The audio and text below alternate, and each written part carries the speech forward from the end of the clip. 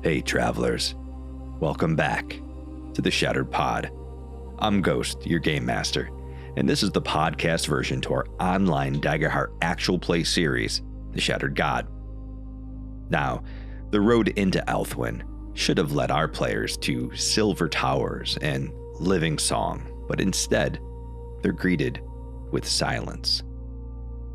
In this episode, that's session 4, the party steps into a kingdom that's already ended, where laughter has been replaced by marble stillness, where souls have been harvested and left behind as hollow monuments. As the truth of the Silent Kingdom unfolds, our players follow a trail of shattered stone and violet light towards a floating city held aloft by dying magic, and they find something far worse waiting at its heart.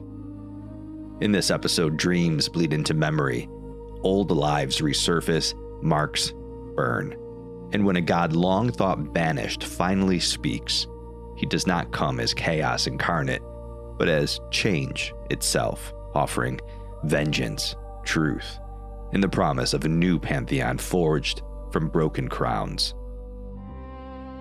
This is the moment where paths begin to narrow, where refusals carry a cost, and where our party's survival may demand more than steel or spell. Now let's dive in to session 4 of The Shattered God, entitled What Comes for Us All, Part 1. Hello, everybody. Welcome back to Ghostlight. Kind of. This is actually the first official stream of the new channel, Group Action Roll, that's being broadcast onto Ghostlight. Say hello to our wonderful cast. Hello, everybody. Hello. Hello. How's everyone doing tonight? Not bad. How are you? All right. It's been a day. Let me tell you, it has been a day. Sadly, we're missing some of our friends today, but that's okay. It's going to be all right. Did I just get a message? Oh, no, it's just me. I'm like, someone message. So this is the halfway mark officially for this series. So I wanted to just kind of touch base with all of you to see how everyone's feeling, sort of general impression so far. And then I believe that Mac Throg is going to give us our recap for today.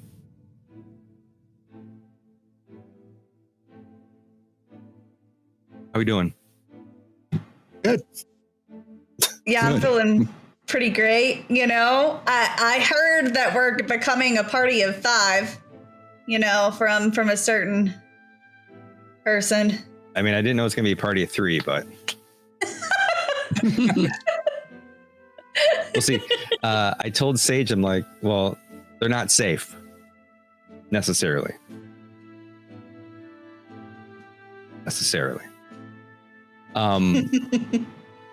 Even though they're not here, they can still fall into. So what I want to kind of touch base with you all is like, do you have any going theories on what might be happening, or impressions of how you think the story's going, I guess?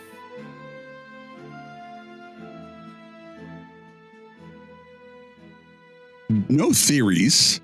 Al's up to something. Yeah. Everyone's up to something. Everyone knows what Echo's up to because he's just like up front. Echo is very upfront about what he's into, what he's interested in. Yeah. Certainly. I am looking forward to figuring out where in the world Echo's vision is going to lead him to find the scar. Have no idea where it is.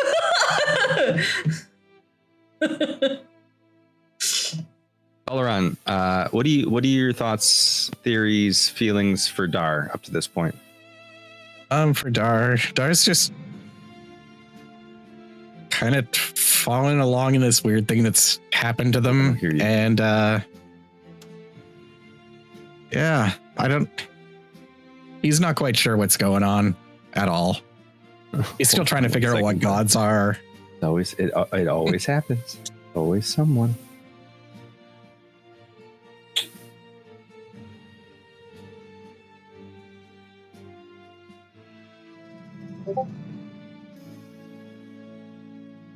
I only caught the end of what you said. Could you repeat one more time just for me, just All for of my it. sake?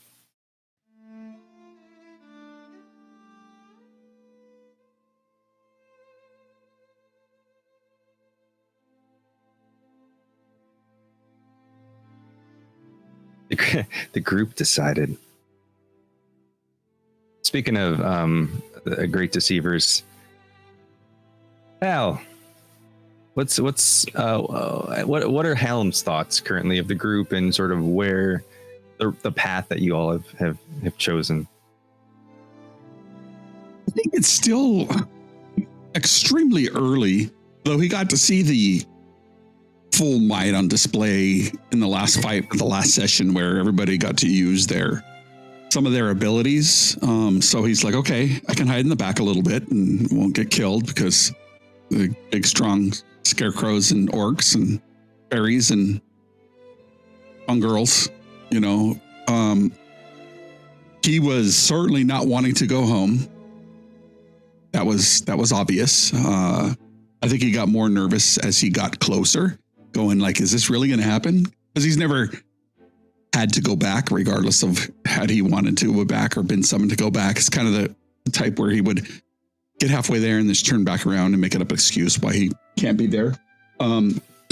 Realizing that his buddy Throg was of royal blood was kind of surprising, but he feels kind of, I wouldn't say bad or, a little guilty, maybe a little bit of a guilty conscience about, him changing the story. But I mean, to be quite honest, Hal got the best education that money could buy if he had gone to school.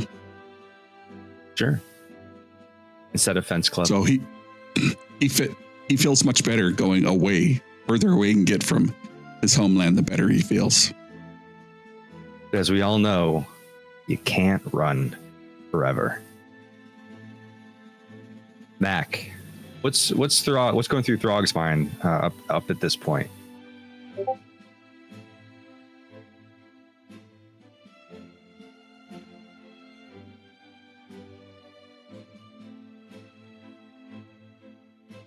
Is it just me? Neither, Mac. Okay. Yeah, he's a little, like everybody was kind of surprised. He was the royal blood they needed.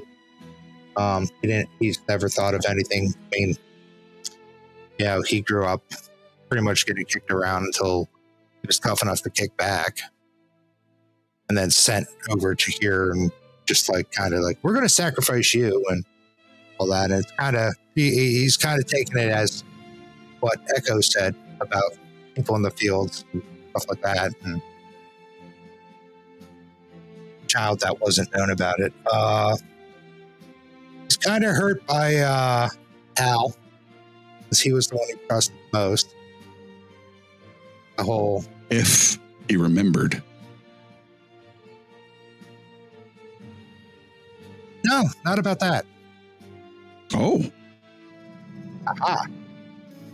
He doesn't remember anything about he basically.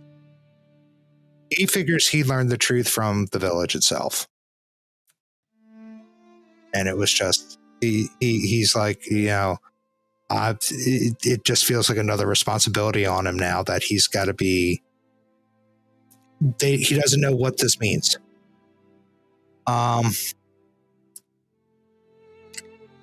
And now that Hal was, for some reason, changing the course of action to go away from the village, kind of wondering what's going on with that.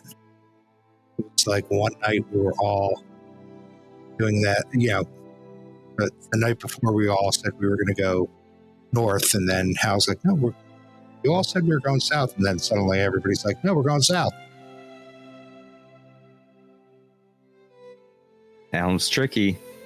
Yeah, and it's not the first time House fooled him.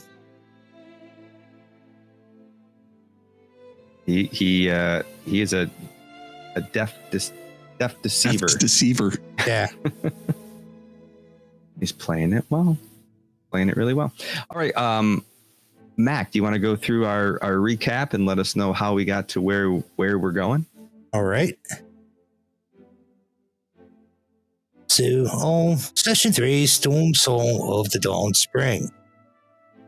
The stags rest an uneasy refuge. The party awoke in Brettonford after the descent into Ulfathar. The village was kind of barred by storm and fear, and we had brief shelter, food. We all tried to go to sleep. We did a little bit of intimidation to get Echo and Aelthwyn the ground floor. But then, as the storm outside got a little bit worse, we were attacked by a whole bunch of broken figures. Broken figures, and it made it boil violent flame. Of course, it was a fierce battle, but our party survived, as we always do. We took the hunter head on, and suddenly we found a crystal inside of it. And battle was way too complicated. Many, many moves. You wouldn't understand it unless you were there. And then, after the battle, we found these crystals. It kind of hurt Aelthwyn. We took him back inside. And then the next morning,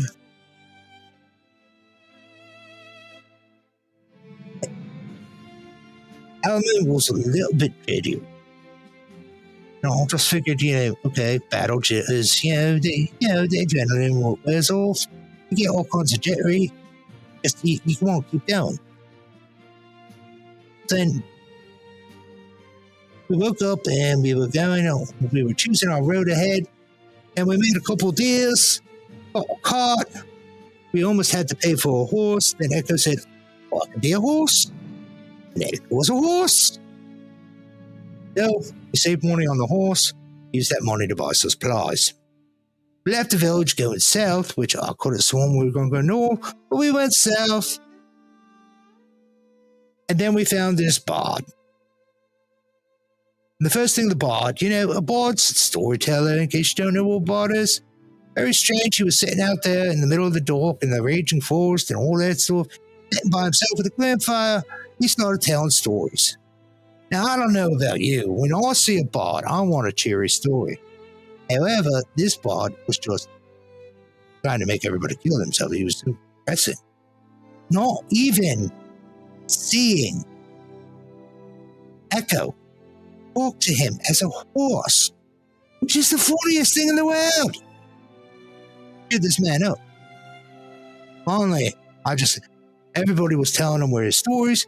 He was making them these ultra song. I don't know what called funeral dirges, I believe. Something like that. And finally, I just looked at him and I'm like, dude, you are a bard. Times like these, people are going to look at you. You need to be cheery and cheer them up, give them spirit, give them hope. Then we woke up the next morning. He was gone. He split. He must have not liked what I said. But all, it happened.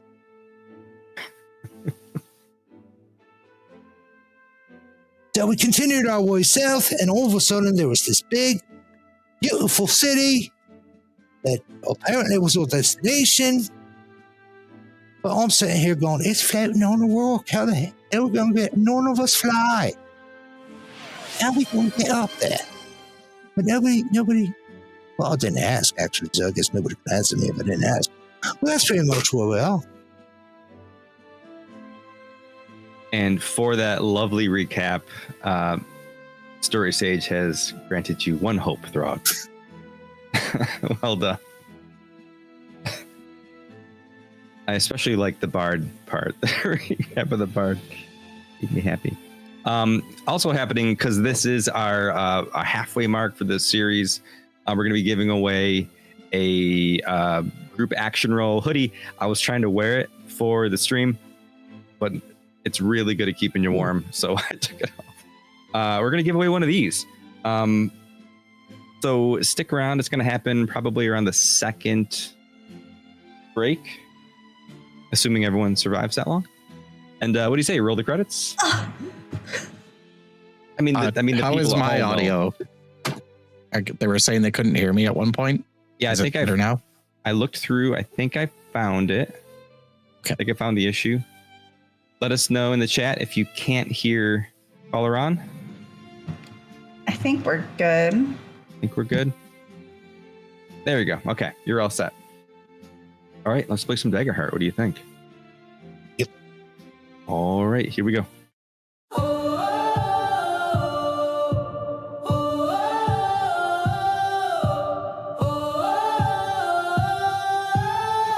Where the light once fell. And we're back.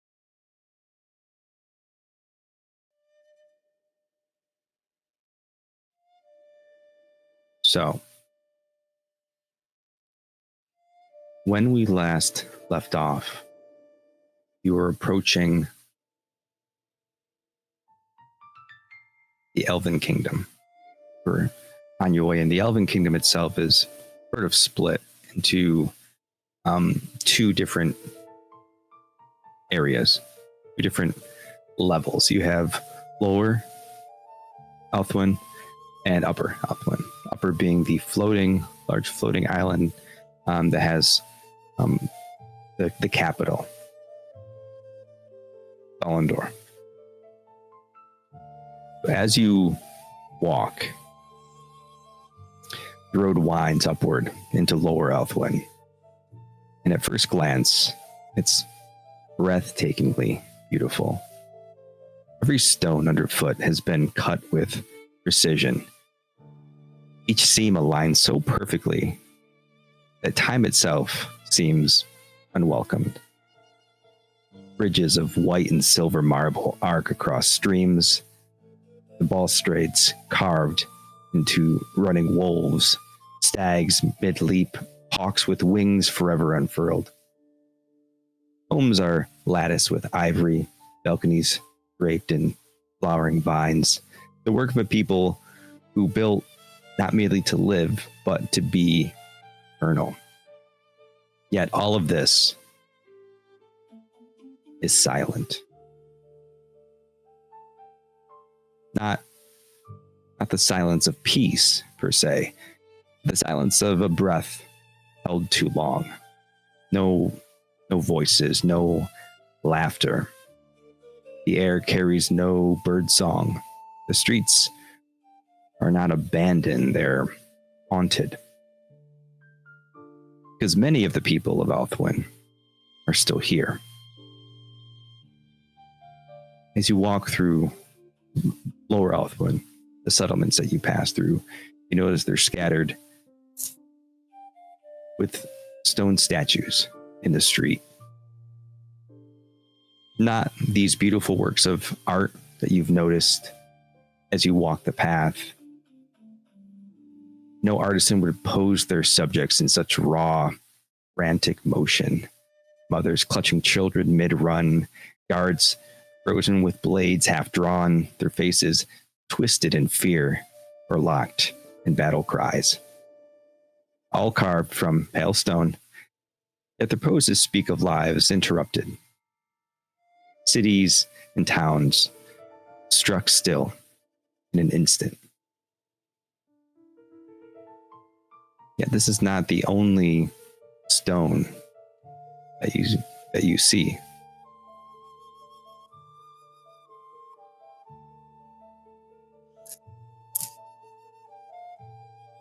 From the shadows of doorways along the shoulders of these statues, you hear it, this skittering. A faint, steady click, click, click like knives on glass. Small shapes begin to emerge, no bigger than, say, a goblin. But wrong. Punched things that move too fast, their limbs a grotesque marriage of flesh and jagged stone. Some legs scrape sparks across the cobblestone. Others bend too many times, jointed like broken bone. You notice as one of these spiders clambers onto the chest of a stone sentinel and stills. Its abdomen pulses with a faint violet glow as its mandibles sink into the cracks of the statue. And with a sharp crack, like a heart breaking, it wrenches free a small shard crystal. It throbs faintly like a heartbeat in its mandibles. But before the creature clasps it tight, it chitters off to its kin.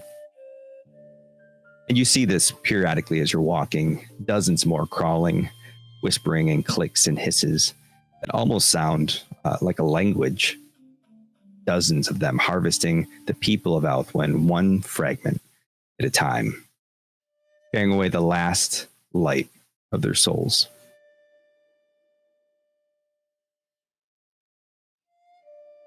It started to rain here. Spooky. All of it framed by what looms ahead. As you make your way through the towns,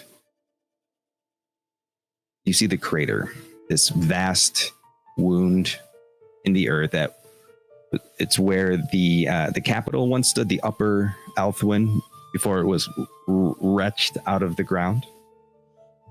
Across this yawning chasm floats the impossible. Thalan'dor, upper Aelthwyn, this island floating in the sky. Its cliffs hang jagged and raw, waterfalls spilling endlessly from its edges. You can see marble towers rise from its crown, their spires piercing the sky, banners hanging limp in dead air. Ancient forest clings stubbornly to its surface. You can see some trees helplessly falling over the ledge, clinging to dear life with their roots. It should be alive with sentries, horns, the bustle of a city that defies gravity, but instead you hear nothing. Glows subtly as the sun barely peeks over the horizon. Really what passes for day these past few months since the shattering in Lunesra. And from the wound to the sky stretches what remains of this grand bridge, once a marvel of elvish craft, a mile-long span of silverstone arches that now hangs broken. Its center collapsed into this maw, this abyss. Fragments of its span float midair, suspended by sputtering wards, grinding against each other with sparks and groans, like the ribs of some colossal skeleton that refuses to fall. The air here tastes thin, dry, just wrong. The silence of the city clings to you. Every instinct screams that this place should be sacred. But all you feel is abandonment. Something waits. It's here, just off the base of the bridge, that you stop. The spiders scatter into the shadows, leaving the road empty, The aurora light cast down from Thalan'dor paints the ground a pale green and purple. The weight of this place presses against you. You take the time to rest in a nearby town just outside the bridge. You build a fire. The 6 of you have another chance to rest a bit. We all took a long rest before we ended last time, right? Yeah. So as you're sitting around the campfire looking at what's ahead, what thoughts do the party have? What words do you have for one another?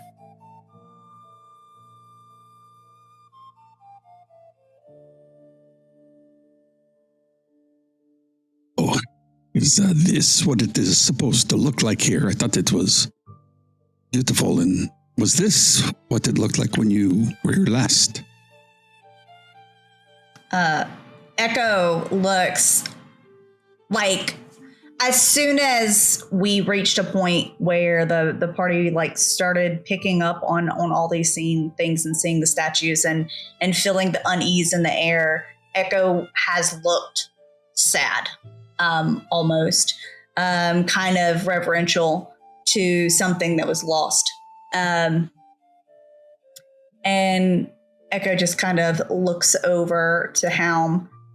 Well, it used to be much more, just more, you know, there were people that weren't statues, you know, and it was beautiful. It was one of the most amazing places that I have been ever since I came over here. It was the closest thing to what my home is to me, I think. And, you know, so it's a little bit upsetting to see it this way, especially since, I mean, my whole purpose for coming over here was to try to figure out what's happening in my realm, you know, and now I'm on this big, huge mission. So it's just, and everything's already changed. So it's a big turn, you know, from whenever I first came over here. Just kind of looks up.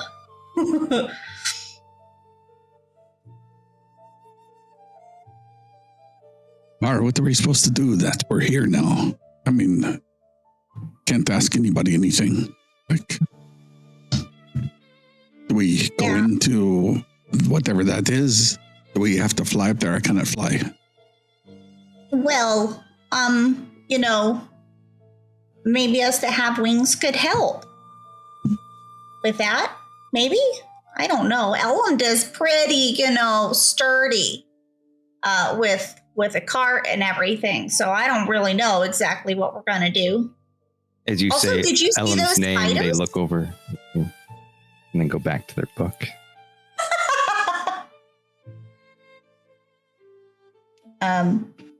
Did you see those spiders? Like, should we follow them? Are they taking, like, stuff somewhere to, like, you know, collect it? Might be a good clue to follow, but I will defer to His Royal Highness. So, Throg, what are we supposed to do? Do you know?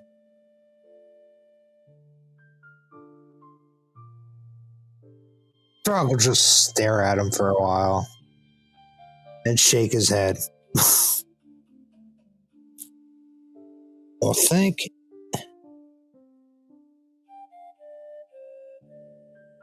those crystals, we've gotten out of them before. They're getting out of the statues. What if those statues weren't statues? Well, of course they weren't. So if we have to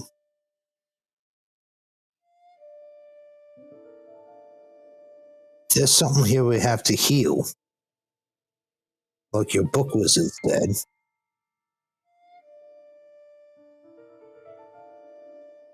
I think we actually have to follow those spiders. Because I think wherever they're taking those crystals is where we're going to find the thing that needs to be healed.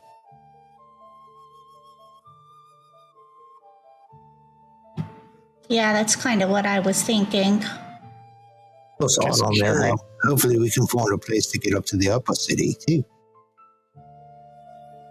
Just curious, did any of the statues or spiders give off a magical presence with my arcane sense? So the statues are sort of giving off the same type of magic that you've been feeling all along when it comes to like the shattered zombie type creatures that you've been encountering. And you're getting that very much the same type of sense from like the crystals they're pulling off. The spiders kind of give you the same vibe. Okay. I mean, I don't know I've never been here. But I'm probably the worst god to follow here. As you're sitting around the fire thinking about what you're doing, Oleg pipes up. Gonna mess us up. I've been thinking about something. Would you rather climb the sheer side of Aelthwyn's floating cliffs with no rope, or share a hammock with Throg after he's had beans for supper? What's the hammock? What? I mean, to be honest, I would too, because you should see Throg when he's in his cups. He gives some really good hugs. He likes to hold on. I'm a very good big spoon. Oh, well, it's really hard to be the little spoon with wings. So, I mean, I don't think that would work for me.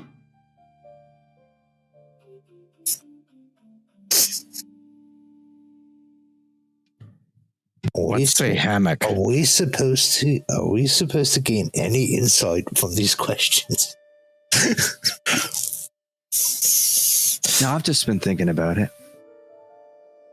All the time. I mean, the last one Just was... one of those. I was talking to myself. Go for it. It's just one of those things where, the more you know yourself, the better, right? I was just kind of thinking the last one was about ghosts when we were in the city, so kind of made sense. Is anybody feeling any kind of pull like Oleg did at the previous one?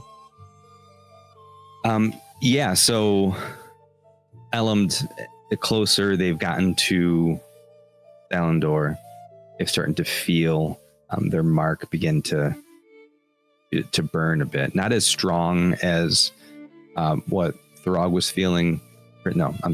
As Oleg was feeling earlier.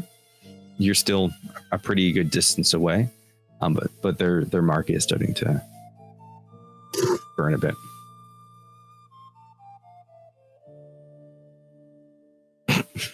I think at least one of us who's more sneaky, and I'm looking at Helm correctly. I think somebody who is more sneaky than all of us and can be a little bit more stealthy than a big old orc in plate armor should probably check to see where the spiders are taking the crystal, and then call for help, or come back if there's no need to go down there. Yes, my lord. Wait. Hold on. Where are you wanting him to go by himself? See where the spiders are going. It might just be we might not have to go down there. Well, maybe we should at least follow at a distance, because we don't know how far he's going to have to go. And it could take like 30 minutes, and like he could just die. All right, if you die, Yell out. Hey, what? Hey, do you know what dying means? Yeah. Oh. Al must be very powerful to be able to yell out from Yeah, it's very hard to minutes get rid away. He dies. That's ask any tavern owner. It's very hard to get rid of him. Well, I still think we should follow behind at a good distance, just in case. But like first thing in the morning, or do we want to go now? I don't know if the spiders will be back. Did they take the, I'm just going to call it the essence of all of the statues near here? Or like, do some of them still have kind of like the vibe going? Yeah, them? so it's not like a horde of these spiders is like coming onto a town and then tearing them all apart and then leaving. It's really a little bit more one by one, very nonchalant, very low key. Like they're not in a rush. They're just taking these things and going, skittering off. It's not like locusts. It's like more like ants just gathering food. Yeah, maybe even with even less coordination than ants. You see one working on one and slowly skittering off. You can certainly follow them, and they don't seem to pay you much mind.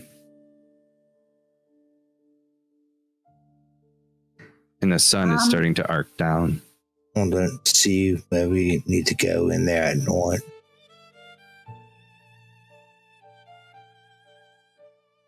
I don't see how we're going to get in there during the day either. I mean, it's only like, 2 hours long?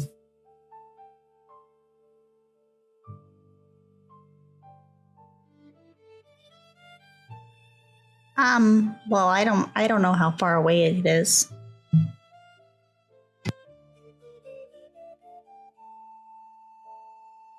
Let's do this. Why don't we head in a little bit? I'll go ahead of you for some time. Don't worry, Echo. I've got at least 8 more lives left. And then we will go to the next milestone junction, like little X here. Well, it's not really an X, but maybe where those buildings meet. Then we can come back should we get ambushed or hired. And, spend the night and then head back in the morning. I mean, what is the night? Is the night the darkness, or is the night just certain time of the day? That was a rhetorical question. All right, I was about to say that sounded like a trick question. A little bit. Are you trying to kind of both. leg with his questions? I mean, I would certainly share a hammock with you, Grog. I don't have a hammock.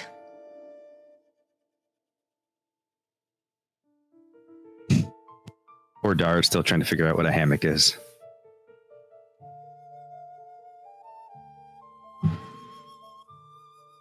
Does anybody else see any other way that we could go down here? Is there something that maybe, Darr, you think of something like magical we should avoid or not avoid? There's just, we need to go look.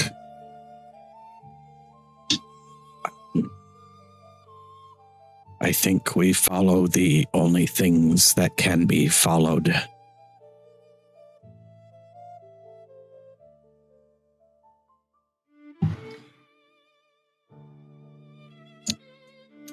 All right, Ghost? let us follow the spiders. Does Echo remember another way up to this, like to the city? Like, you can give me a knowledge roll if you can recall that you've heard anything. I think I'll wait to do that until we get back from looking at spider stuff. Okay. Why? I only have so much. I'm learning from Hal. I'm trying. Start thinking is like, we're about to walk off. There's no reason for me to think about that right now. I have to look at spiders. You know. So, are you going to set off to follow the spiders? Do you want to try to do it stealthily, or are you just going to kind of walk the way you have been? I'm certainly going to try to hide and stick to the shadows and follow at a distance.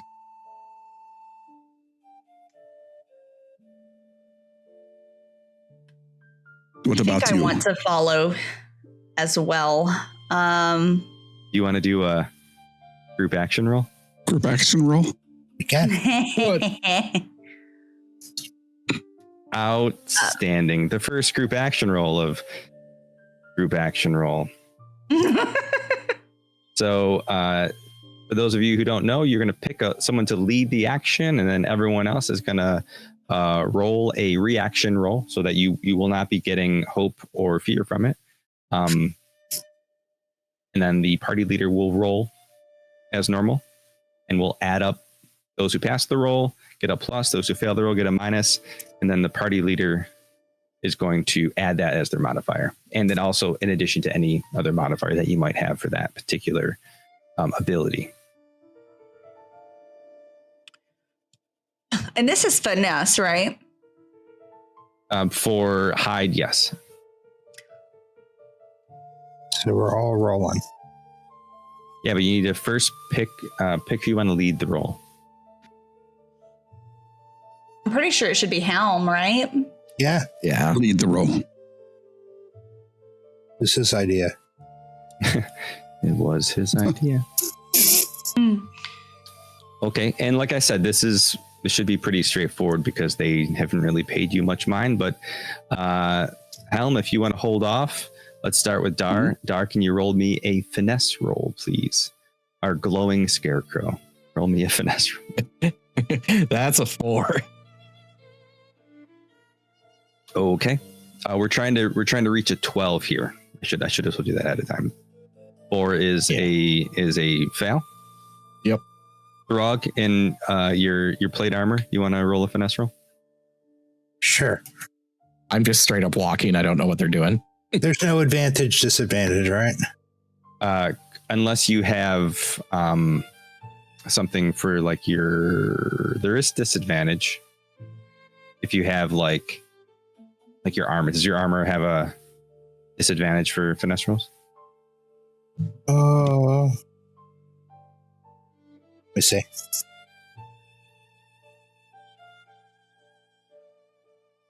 You're wearing what? No, it's The not. It's breastplate? chainmail. Well, you're wearing the breastplate. Oh, the breastplate. Yeah.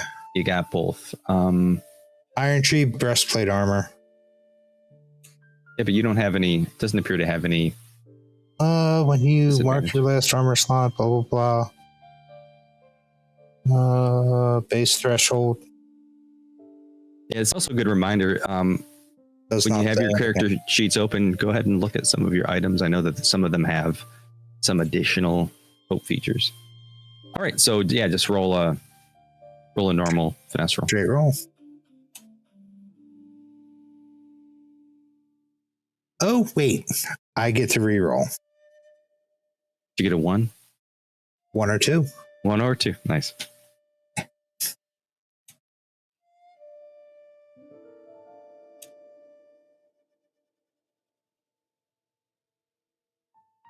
I'm going to post this so you see I am telling the truth. That must be good, right? It's really good. Trust us. I will in a second. This is going to be me looking up critical success on a reaction roll, isn't it? You're going to look at a critical success.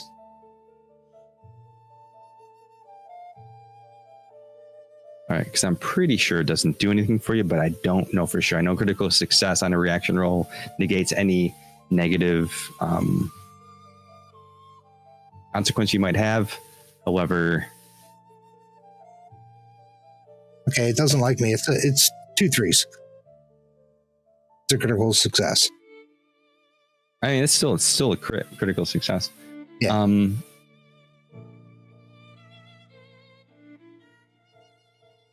I mean, I would imagine it would just all it would do is negate his fail. Or balance it out. I mean, I tend to be with you on that. Hal, how do you feel about that?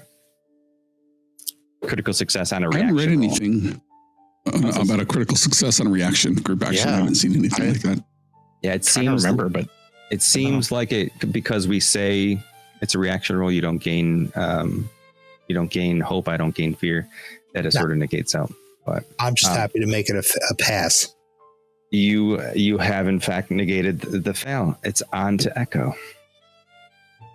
Cool. So I have Lightfoot. being from Wildborn community. So Mhm. I get advantage to not be heard. Can I use that for this? You may. Okay.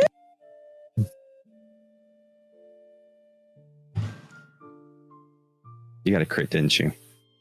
I got 2 11s. And then I also got a 6 on my advantage. Very nice. You passed. So that makes +1 to Helm's finesse roll, in addition to your already stacked modifiers and anything you want to add. All right. I have Iris soft armor that gives me a +2 to rolls for me to be silent. Additionally, I have an experience I'm going to spend the hope on that allows me to be additionally stealthy.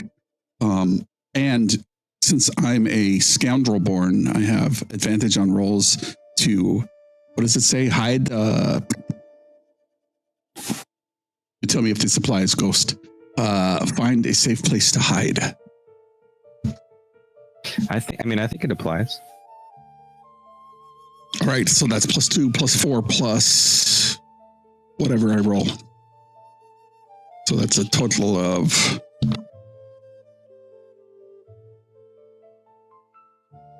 10, 19, 20, 24. It's like, what are the odds he's going to get a 3? Yeah, no, you are successful. Between the 4 of you, tell me how exactly this troop of individuals with your glowing scarecrow are sneaking behind these spiders. I will sit off at a crouch and move from shadow to shadow and place to place and say, don't step on that thing right here. And then I'll point to the statue that has fallen over, and then I'll move from place to place and I'll say, come on.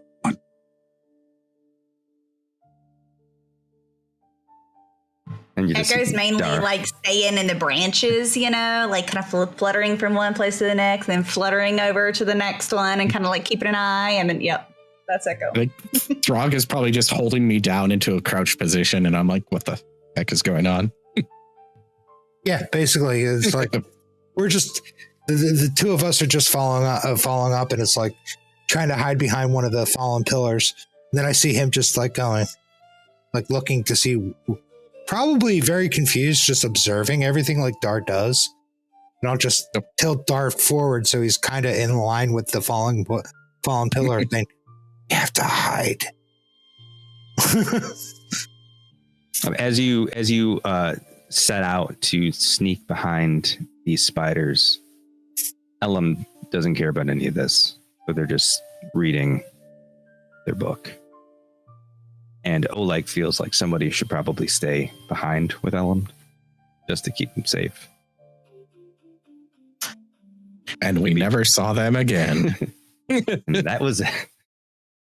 All right, so yeah, you successfully tell these creatures and kind of see where the few of them that have these crystals are chittering off to. So as you follow the path, you see that they're really just off the side of the path, moving through the bushes, around the trees. They're generally trying to keep to the shadows, but they're not really making that much effort to stay hidden. They're just used to going under brush and whatnot because they're spiders. They bring you to the collapsed Great Bridge. And as they get to the portion that has collapsed, there's quite a bit of distance. But they have these rocks that are sort of caught up in the magic that's holding up Aelthwyn. You see parts of the bridge just sort of floating, a good distance from one another. But being spiders, it's nothing. They just leap. You can see them all just one by one leaping across these floating rocks to get to the side of this sheer face of the floating island. So they crawl up to the main entranceway, this big grand carved stone gate that lets you into Aelthwyn. That's something that we can traverse, or can I traverse it and tie a bunch of rope together and You can there? certainly try. How far is it? It's It's a good amount of ways. I would say it's probably within very far. But there is enough stone for you believe there's enough stone that you would be able to make the jump if you tried hard enough.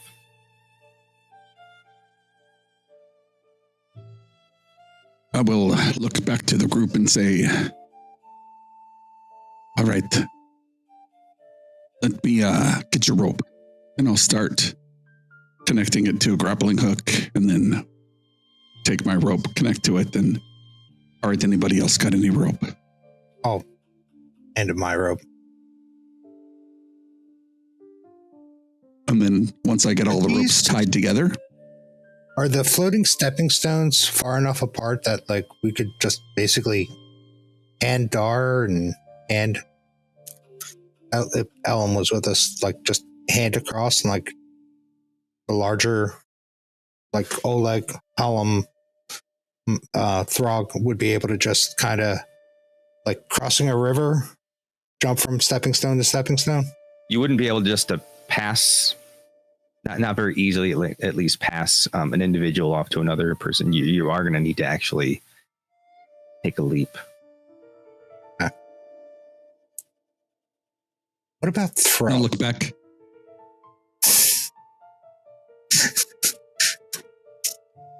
You could certainly try. I'll look at Throg and then I'll look back towards Echo. I'll look back at Throg and I'll look at Echo and I'll look at Echo's wings. Yeah, can you like just take this up there and hook it onto something maybe? Sure. I'm not very strong. Do I have to be very strong to make it work right? I'm not very strong either. Just like connected to something so it doesn't fall off. Okay.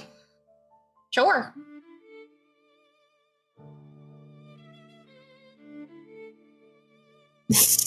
I should wait. Echo does it. It doesn't cost you anything to fly, so you just It go on sure over there. doesn't. Right. So as you fly attach the grappling hook to sort of the rocky face of the floating isle, and you bring the other end back, or they already have the other end. You I'm feel like assuming it's they secure already enough have. to guide to use as a something to steady yourself as you jump from stone to stone. I would say they would give you advantage if you were trying to leap. I'm going to use a hope to cast wall walk. Yeah. And to try to help with any parts that I need to climb or things like that to help me. Also, if anyone wanted, we could put a rope around my waist and put like a rope around your waist, and then like I could fly above you, and if you fall, then like I'm not very strong, but I could slow your descent maybe or something. I know that the players aren't here, but are you planning on moving forward without Elmd and Oleg, who still very much exist? I feel like, okay, how long have we been following these spiders? Because sun was about to go down. It's not very long. Not very long at all. You were already pretty close to that bridge. This town was just off to the side of the bridge, so it wouldn't take much to go back to them. Or would Oleg actually be strong enough to carry Darr, Elman? I do believe Oleg can carry another person if they mark a stress.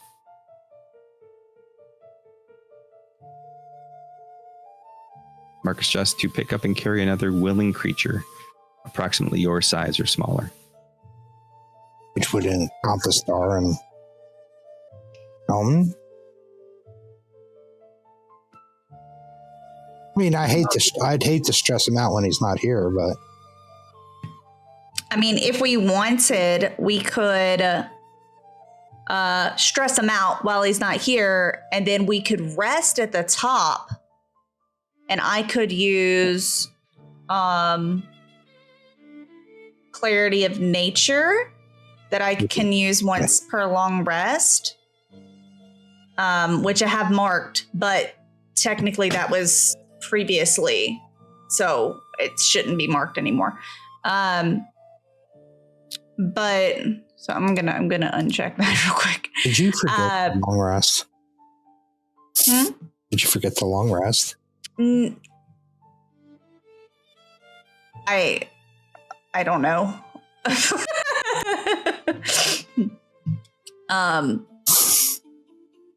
But yeah, I can clear stress up to my instinct. Okay.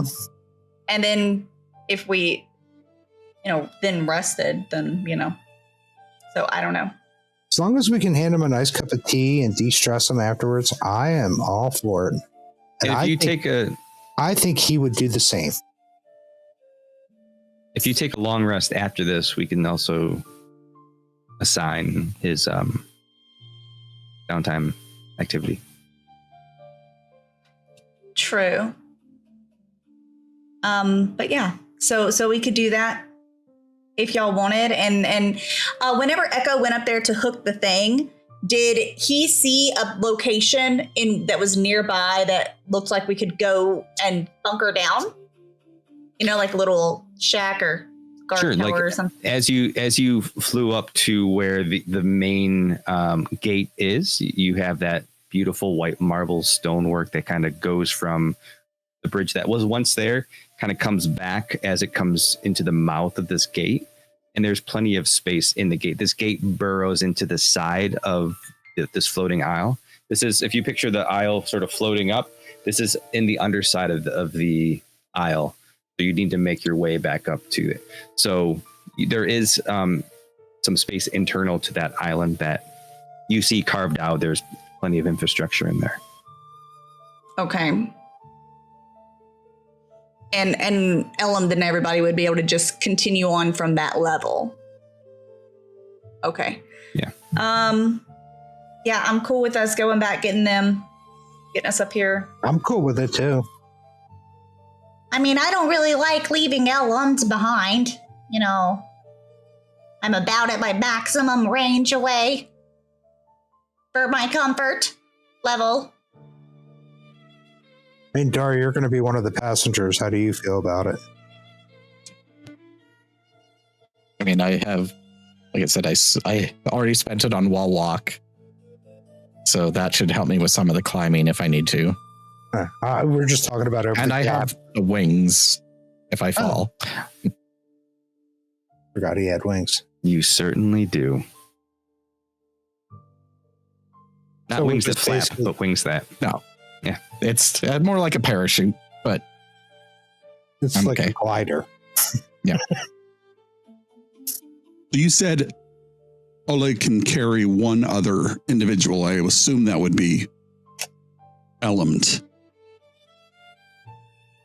Yeah, with one stress, you can mark a stress, and he can carry another individual.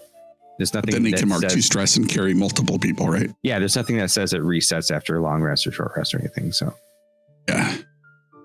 Okay. And Echo said that he has stuff that he can do to help de-stress, take out the stress as well. So This is true. Yeah, sounds good. All right, let us go. sounds like a Throg, plan. you're first. Maybe Throg should go last. I'm not sure if he wants. Everybody stand back. Okay, Throg, go ahead. I'm assuming we went back and got them, then we came back, and now we're doing this. so as you walk back to where your camp was, you see Oleg all curled up with a wing over himself, sleeping against the fire. Ellum still reading their book. They look up and say, "Oh, you weren't gone very long."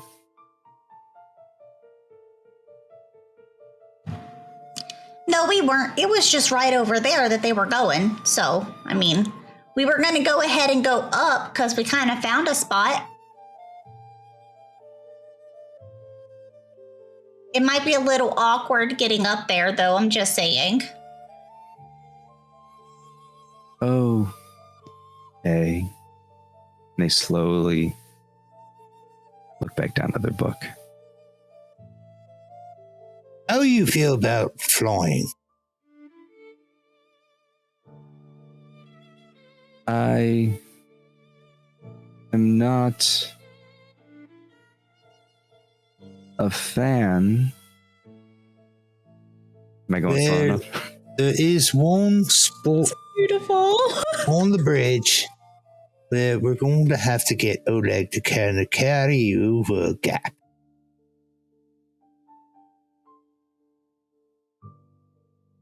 I do not prefer to be carried.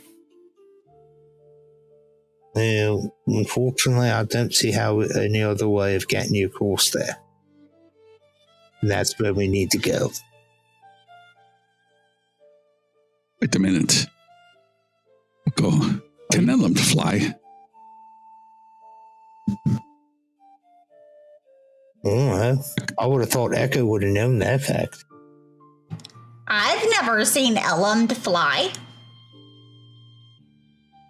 I mean, Elum uses his bare magical like hand thing, you know. Elm, can you fly? Or hover? Or float? Look. I don't think so. I don't think so either. So. Little sidebar conversation. That's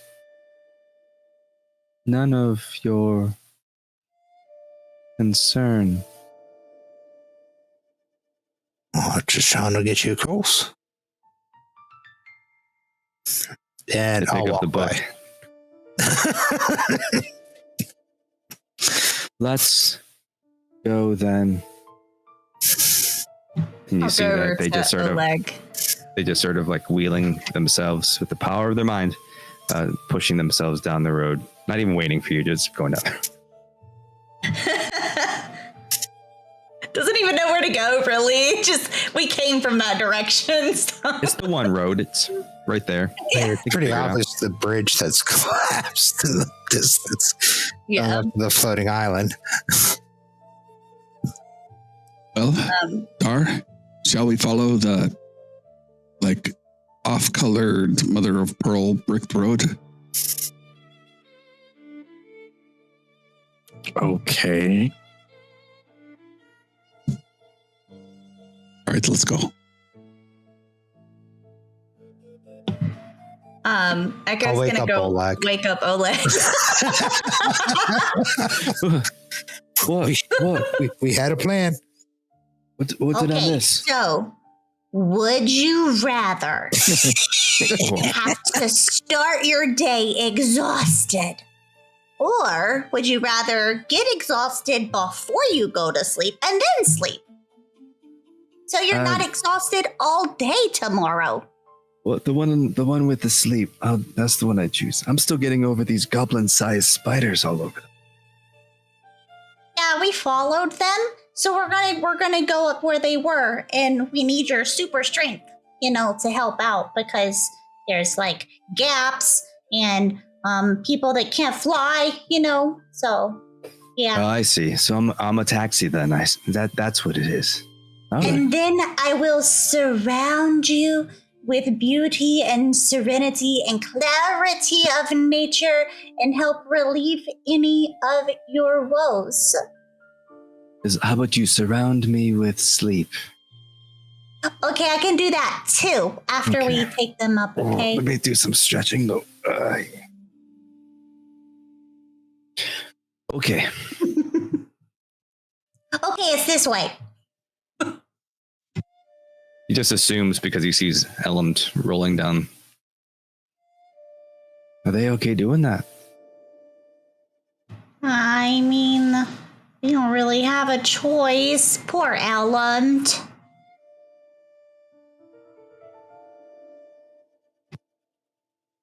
So as you make your way back to sort of this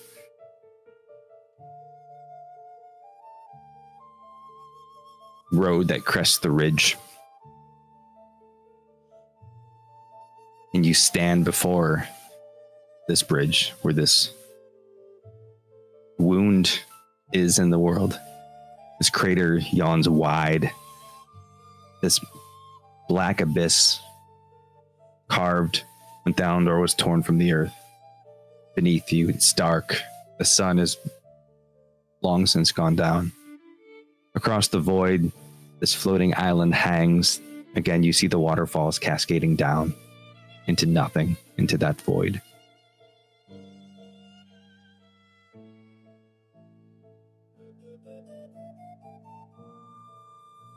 You see this whole area, gleaming white and silver, sits silent like a mausoleum, with the one exception: these little critters jumping.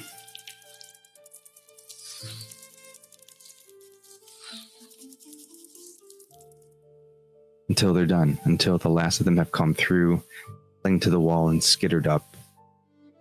And again, the silence here is unbearable. This is like a vast metropolis of a region, right? Like there's so many elves that settled right around this crater and into Thalan'dor, but still there's nothing but wind whistling through the gaps where the arches once stood whole. These glowing elvish runes pulse weakly on the stone like the last ember of a dying fire. And far below there is only endless shadow.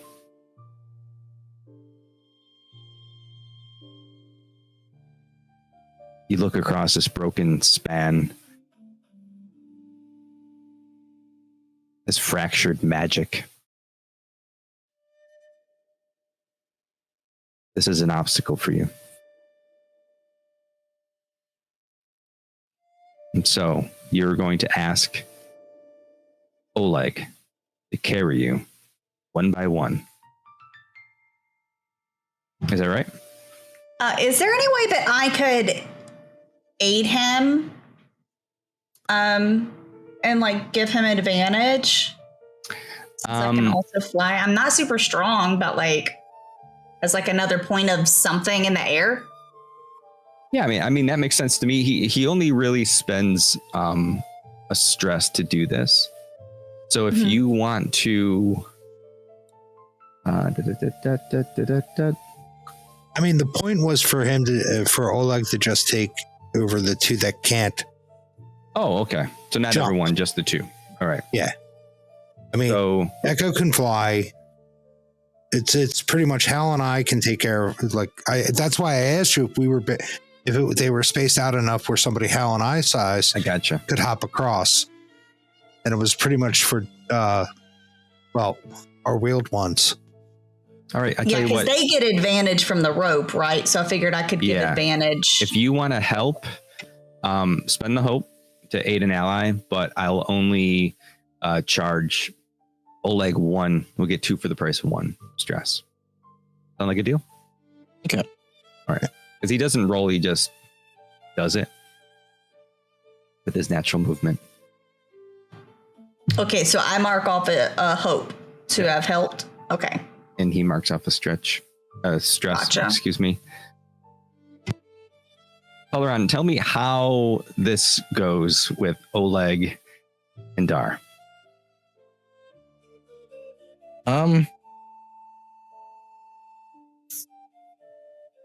Dar's a little hesitant at first, but it just looked like it would be difficult otherwise, so he'll just kind of arms out and go limp. Let him pick me up and start going.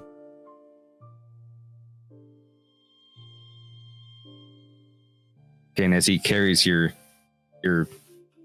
limp body hanging, flies you up to, gets you to the corner, or gets you to the edge of the bridge into the gate. Takes a deep breath, and then he heads back down to pick up Elend. For this one, Echo joins him. Echo, how do you and Oleg get Elend across? I I'm assuming Elum wants to stay in the wheelbarrow and us carry the wheelbarrow. So Echo's gonna like tie because Echo has a rope that I don't think was needed for the thing they were doing. So Echo's gonna tie the rope in specific spots to make sure that not only is it kind of protecting Elum from sliding out like the back, because I don't think it's like 4 walls, right? It's just like partially. Yeah, it's enclosed. It's an enclosed cart. Oh, it is? Yeah. Okay, perfect. So just tie it and then tie it to Echo, and Echo's trying to kind of balance it out as Oleg is going up. It's like, oh, you're tipping a little bit, because it's probably a little bit wobbly more than just a person, because the person, you just grab the person. Mm-hmm. So with Elum, it's just different. So it's going to use the rope to try to kind of like, okay. All right. Elum, stop moving so much. I'm not moving. As you very roughly set Elum down on the bridge. Elum just kind of looks at you, and you know that Elum has eyes everywhere, so their look is really just for your sake, like as they push themselves through the gate. I'm sorry, Elum. As when they get up, I'm climbed up onto the top of the gate and just looking around.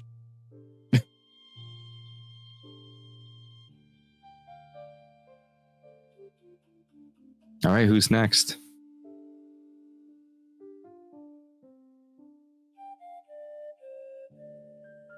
Go ahead, Throg. You've got this.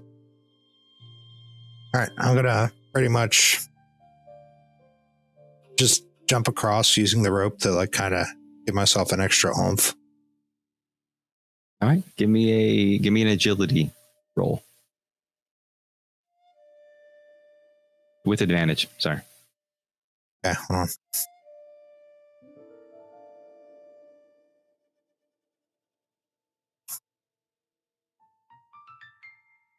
$19 with fear.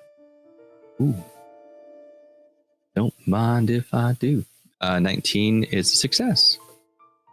All right, let me know. How do you do it? How does this look as Throg leaps across these floating stones with the help of this rope? Kind of like, did you ever climb up a waterfall? Like go on a waterfall hiking trail, and they have the rope bridges that go across it, but you ignore them, of course, and you just try to crawl onto the water, like up the waterfall itself, but you're pulling yourself up by the rope, and just to steady yourself in case like you land on the rock and it jostles a little, where you start losing your balance. You can grab the rope, pull yourself back up, and I mean pick its way across. I assume that the ropes went from one point to 2 different points, so it's kind of like we can kind of pull ourselves up like a rope bridge.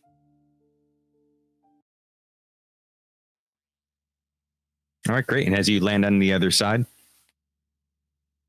I will wait I will wait for Hal with a knife drawn. Just kidding. I was about to be like, what's going to happen? It got so interesting. The music stopped and everything.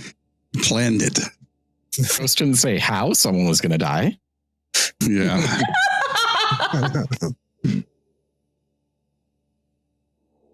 I will start to make my way. I could kill you with the story. I don't want to do that. All right. Should be smooth sailing for our Darr friend. Up. As I tighten my gloves, I have gecko gloves so I can climb vertical surfaces. I start making my way up. And as I go to jump, I'll grab the rope and kind of jump from ledge to ledge. Agility, you say? That is a 7 with hope, plus 6 is 13, plus 2 is 15 with hope. Take your hope and then guide me through how you get to the other side. I think as Hal jumps from place to place, he'll, instead of like using the rope, he kind of swings and then he'll use his glove and like smack it to the edge of the next rock, and he'll clamber over, and he'll take it and he'll go and swing a la Tarzan from rock to rock, and finally make it up and dust himself off and look at Throg and say, "You weren't going to stab me in the back now, were you, Throg?" No, I was just Why wondering you're carrying a knife. I was just wondering how we're going to get our ropes back. Oh, I thought we would pull it up and undo the knot. Or you could cut it and it would be a frayed knot. Oh no, Echo tied to the grappling hook over here. What was holding it to the other end? Nothing. Okay. We could just pull it out. I figured they were tied. I'm afraid not, my friend. You're trying. Well, even if they were, I could have just gone down and gotten it. Twice. Oh, yeah, that's right. If it was tied, I could go get it. Or Yeah. Oleg. I don't think we're coming back. Oleg is tired. I don't think we'll be coming back. This is where we need to go. Don't fly to sleep. Or he's going to fly to sleep. I don't know what you just said, but come on, let's catch up with the rest of the group. Yeah, we kind of lost you there. Music got a little bit louder. The too loud? Yeah, I just moved it down again. Oh, sorry. I kicked it up on stream, and I kicked it up here, and then it a little louder on stream. Gotcha. All right, so now you're in the other side. You're in this very quiet, dark hallway, again with the white marble stonework. You don't see much of anything. You do see, again, more of those statues frozen in this terrified position. These ones don't seem to have been picked apart by the spiders quite yet. Is this where you're gonna rest for a bit?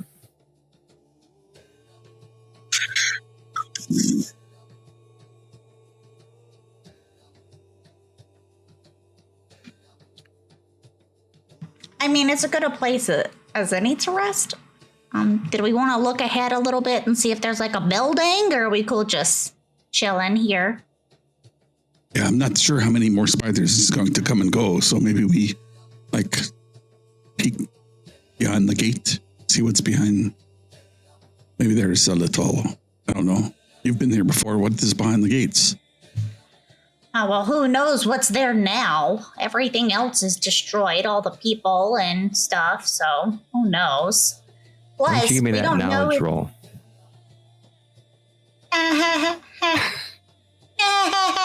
Unless you don't want to. I would like to know if there is a place nearby that is a little bit less, like open than this, simply because Echo doesn't know if the spiders are like relaying information back to whatever they're bringing. Like Echo's just imagining all of them just bringing essences to something to form this big, huge thing or something like that, and or like feeding something. And I don't know if they can see through the spider's eyes. So if we could hide, that would probably be better. Okay. So sure, I will make a knowledge roll. She declared.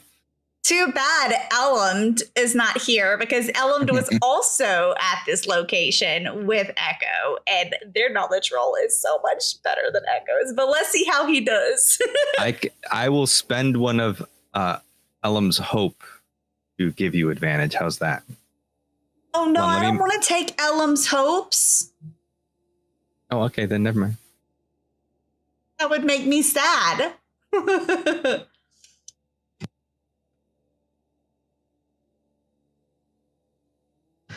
Okay, it is a 17 with fear. Okay, I'm going to go ahead and take that. Wait, do I have... Oh, no, I still have another spot. Okay, perfect. The advantage would have helped with the fear thing, so 17's pretty good. Yeah, no, 17... 17 is great. So as you're like sort of walking through, like, I'm trying to remember how this worked, where you remember walking in and you remember there being like rooms off to the side, but this was all very much like guard rooms. It's all very militant, but you remember walking out on the other side of the gate. This is like burrowed through the earth or through the island. As you came up to the top of this grand stairway, it opens up into the main city of Thalan'dor. And you remember there being like very sort of quaint homes, like very, very large looking apartments that are stacked. Just past, you remember that. But there are also some guard rooms in. And as you're walking, you sort of trip over a stone, making you mark stress. Like, Okie dokie. I will mark a stress. Well, we could go to the smaller like guard type rooms. They're closer than the like houses, but the houses, have like beds, maybe. If you wanted that. What do y'all think? I think going to one of the houses are probably better for the source of our party. Just to be more comfortable. It's not like they're using them.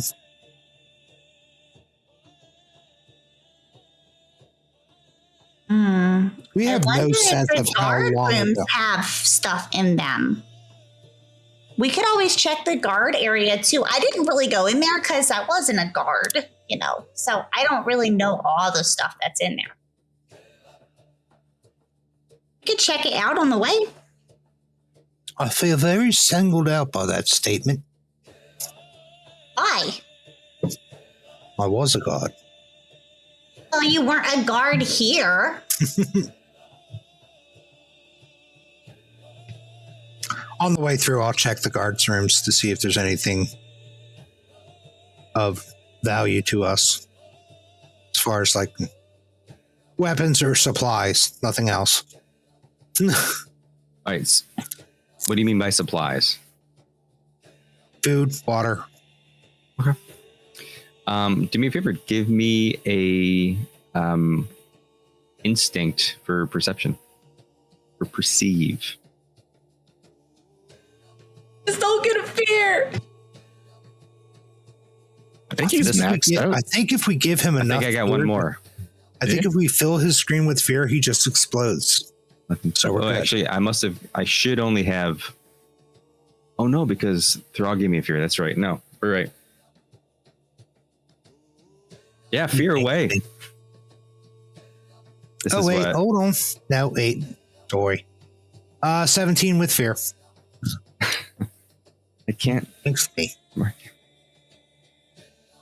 That's exactly what I got a second ago. So as you're looking through one by one, you're kind of like peeking in. There isn't a whole lot that you see. Maybe something I'm trying to. Is that a whole lot that you see that means much to you?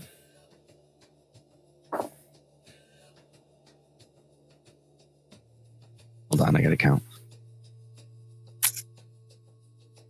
I mean, Hal would probably walk through here and find something completely different than I would.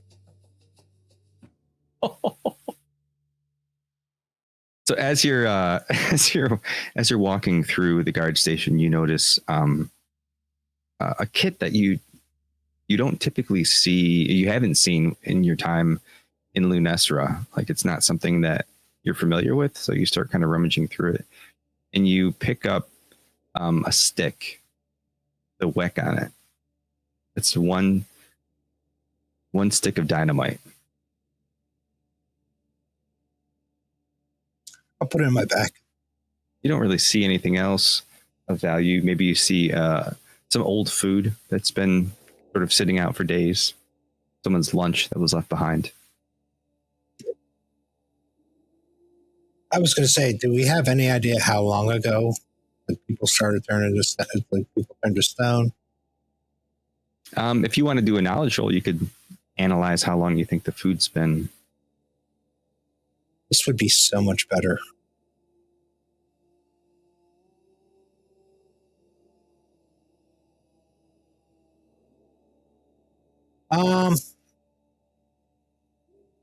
This was a critical success. Double 2.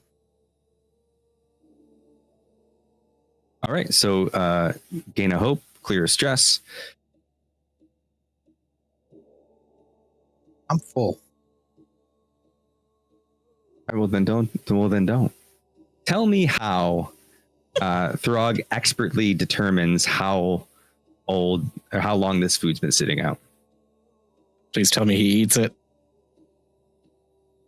Yeah. Well, first I'll very scientifically open the food, the sandwich, I'll open it, see how far the mold has gotten across.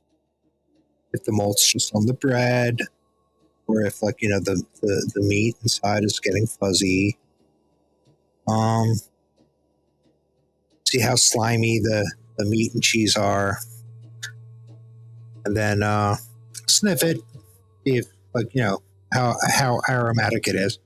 Then I'll taste it.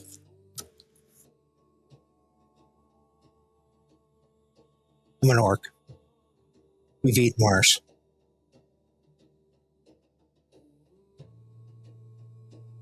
What do you taste?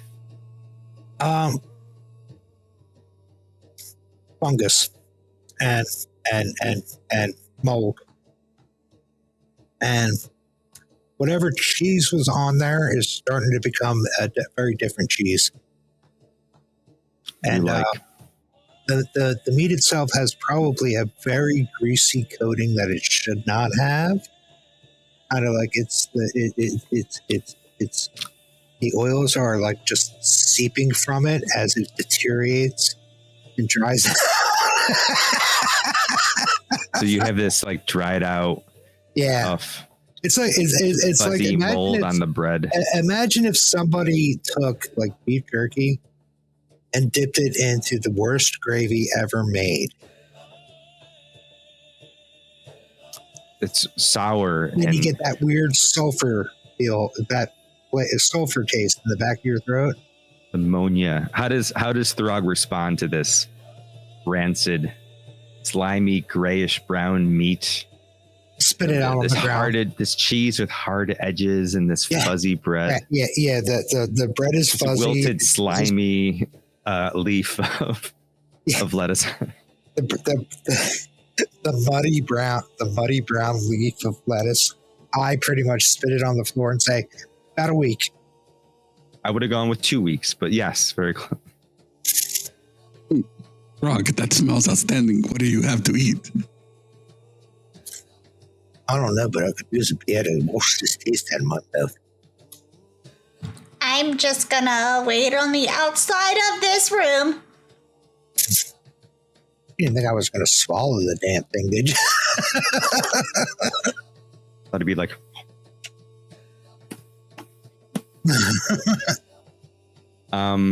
Okay, so it's been about 2 weeks. You've gone through this room. Where do you all want to stop for quick rest? Is there a tavern? You could try to find one. You've just got to make it out of this hallway first. Pub crawl. Yeah, let's get out of the card room. Ghost, I have a question for you. Okay. Mm-hmm. How far did you say they had to go up again whenever we climbed? Whenever we were doing the rope thing? Did you say it was very far or far? How far it was for the rope? Yeah. I think I said very far. I think I said I kept it vague. I said far too very far. I'm good. I almost got mad at myself. Because you could have carried somebody for a far distance. No. I got a new thingy, a new spell Ooh. that I could have used if it were a little bit less distance. But I don't have to hate myself now. It's fine. They pay extra in some circles for that. Fantastic. Yeah, no, it was far enough where you couldn't just easily traverse it, so you're good to go. So as you make your way up, you make your way down this long, cold hallway. Again, beautiful white marble, still with these beautifully carved stone columns and figures. And every once in a while, you cross a not so beautifully carved stone figure, which is an elf guard frozen in this position of terror. And you just move past and you walk up this grand stairway as it opens up into the main entrance of Thalan'dor, the Elvish kingdom capital. And it opens into this very wide expanse. Again, that whole brickwork on the ground is still pushing in. You can see this line goes straight to this royal palace at the far back of the city. And all the buildings rise up from left and right of the stone, this main road that comes through. If you'd like to roll well, it depends. If you want to try to navigate to find a tavern, you can roll instinct. If you think Echo may have gone to a bar while he was here, you can try to recall.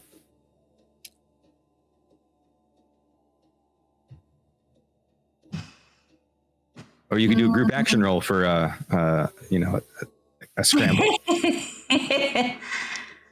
I don't know if Echo would have gone. I'm sure Elmd wouldn't have gone. Nah, he wouldn't have gone to a tavern. You didn't even stop to look at the magic items when you were looking for books. Yeah, we didn't do that. Yeah. Because I was just planning on us going to some random house that didn't have any people living there anymore because they're all dead. But if y'all wanted to look for something specific, we can.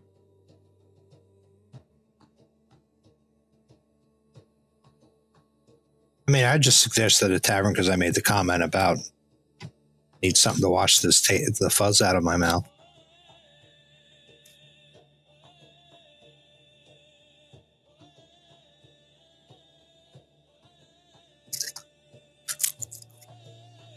Oleg looks pretty stressed out right now, so maybe we find the nearest place where we can reinforce, hunker down. Alexis like leaning against the wall, like, oh, they're heavier than they look.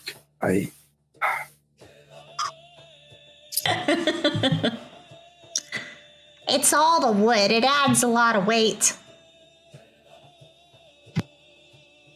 All right, so you're going to go for just a house, the closest one you can.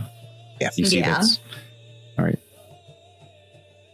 So you walk up to one of these big buildings, these apartments, and you see one of the big circle doors has this fantastic wood work carved in with this blown glass in the door. It's wide open, and you sort of look in, and you don't see any stone figures, any spiders, any families. You see plates on the table with meat and bread and potatoes covered in mold, sitting. 3 play sets.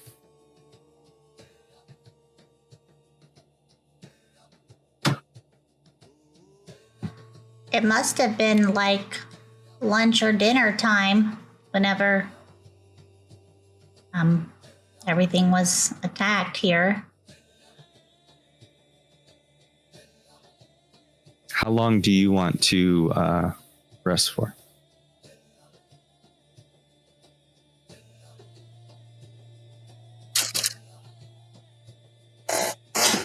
I assumed we were going to be doing a long rest.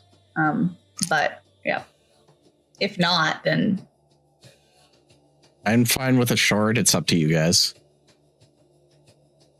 Short will work for me, but it's a matter of getting him de-stressed. So, Well, I could still do that even if we weren't going to take a long rest. It's also almost dark, you know.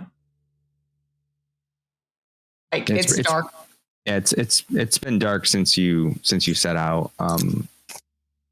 Oleg has one stress, and that's pretty much it. He's looking kind of stressed, but not too stressed out. He's more just kind of sore, like he tweaked something. Or he did promise him sleep, though. Yeah, we did. Okay. Does anyone else look stressed? Nope.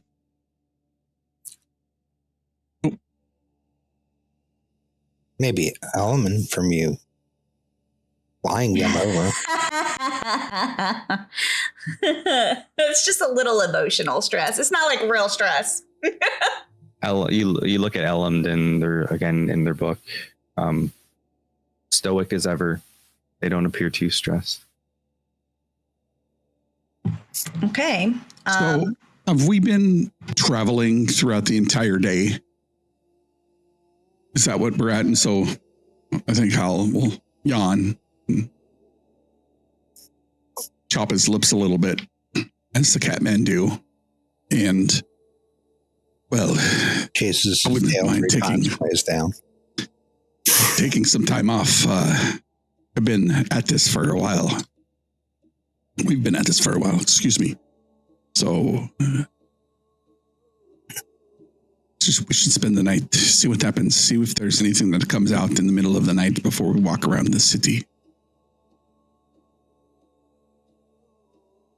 Okay. We should probably have like people doing watches just in case like spiders come in or bad guys. I'll take the first watch. Yeah, I was gonna say I can forgo an action, one of my downtime actions to do a watch. Elam says, I do not plan on sleeping. I will take watch, as they set the book on the table.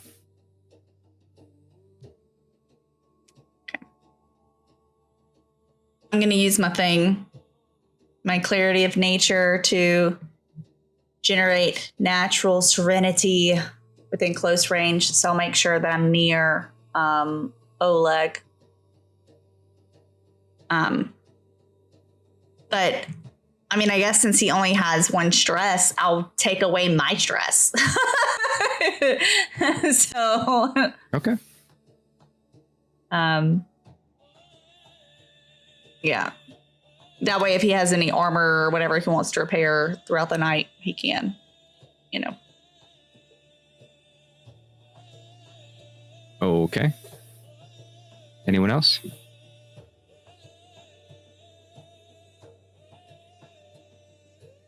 Anyone else to take a watch? Hal can take a watch. Or just whatever. You don't need to take a watch. Just anyone else have anything they want to discuss for downtime? No, not necessarily. Okay. I am going to reach into the nomadic pack. Okay. And I got to spend a hope and pull out an item that is useful to us in this situation. Sure.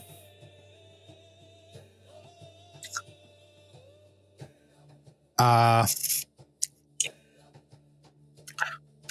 trap. Okay. Describe to me the trap that you pull out of your nomadic pack. Very primitive alarm perimeter thing.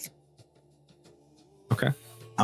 Just to let us know, since we are in a building that I'm assuming has some kind of damage to it, and we don't know what else is around here besides the spiders. Mm-hmm. I assume they have some kind of front garden, like little picket fence, walkway up. Mm-hmm. I will put it around there so we have some kind of a warning if something's coming towards us, more than just them walking in the front door. Okay. So as you pull out this small length of wire and some baubles, maybe some cans or some chimey bits of metal, and you fashion this little noise-making trap. Noise-making trap, or are you looking to capture? Alarm. Yeah. Noise. Okay, alarm trap. You sort of fashion Probably it in a will way trick that them up, but I mean, it's just like an early warning device for if anyone tries to sneak up on you at night. Okay.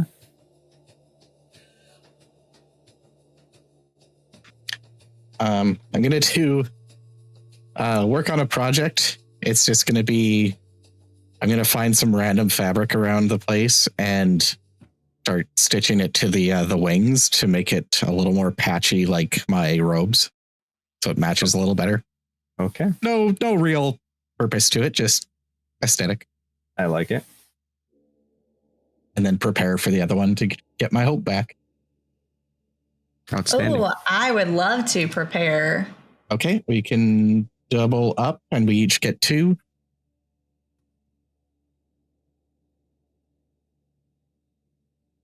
Does everyone have their downtime actions?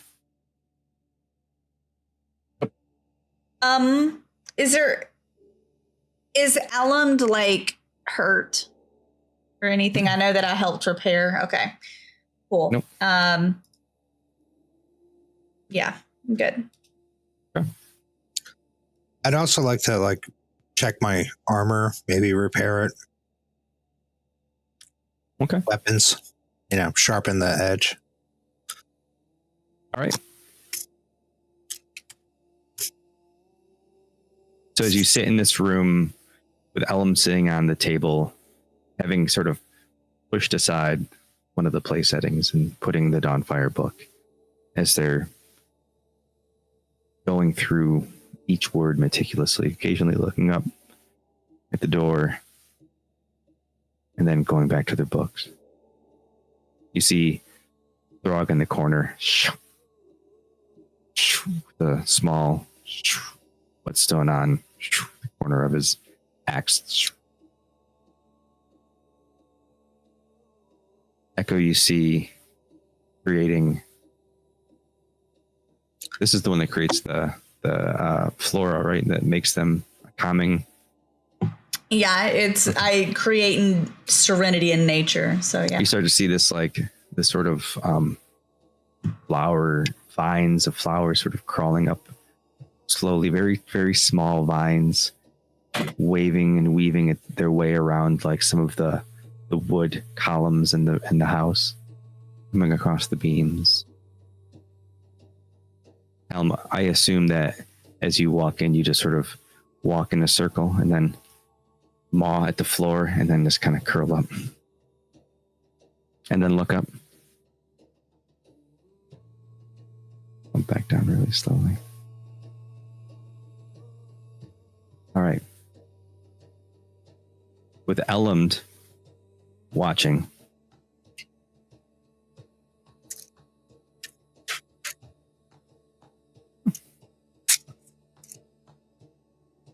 I was wondering when this was going to happen.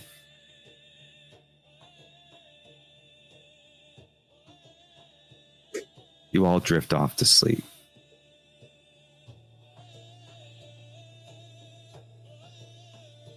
But it's different this time.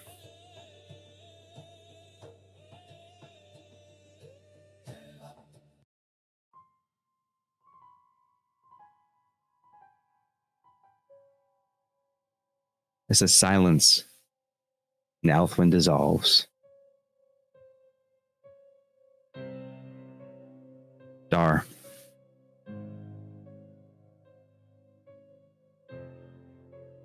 it's replaced by the crackle of firelight.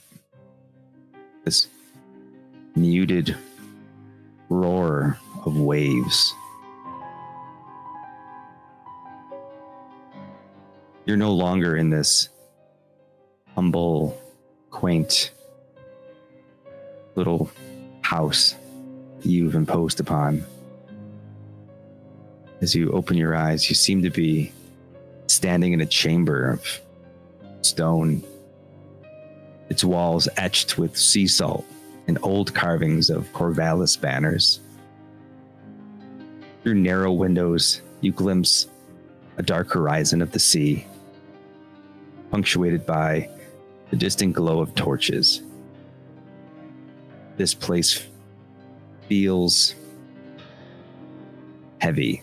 The air is thick and salty.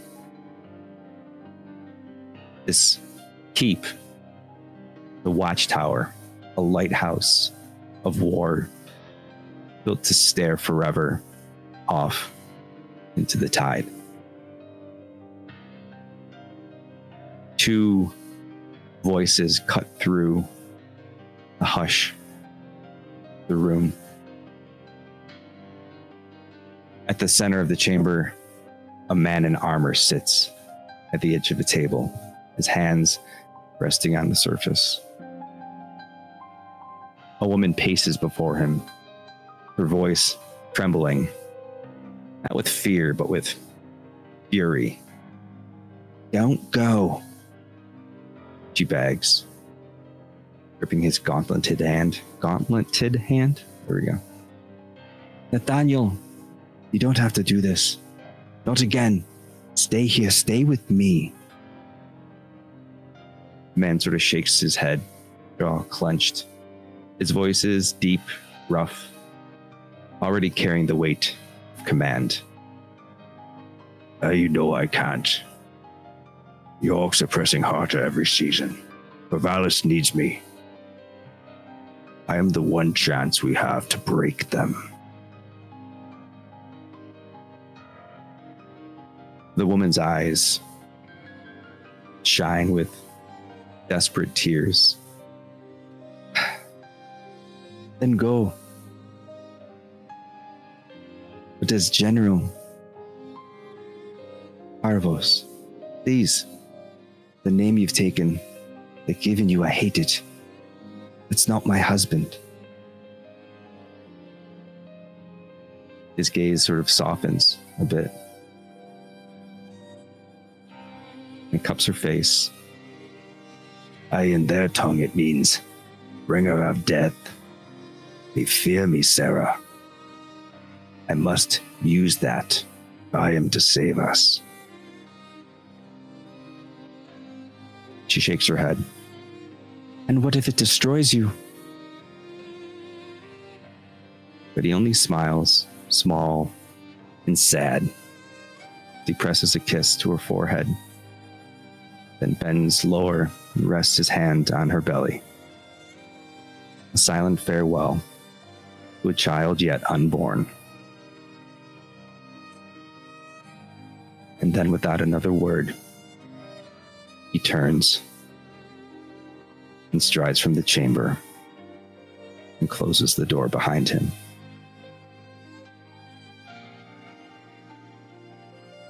And what follows isn't silence. It's once again the crackling of flames, but louder, larger.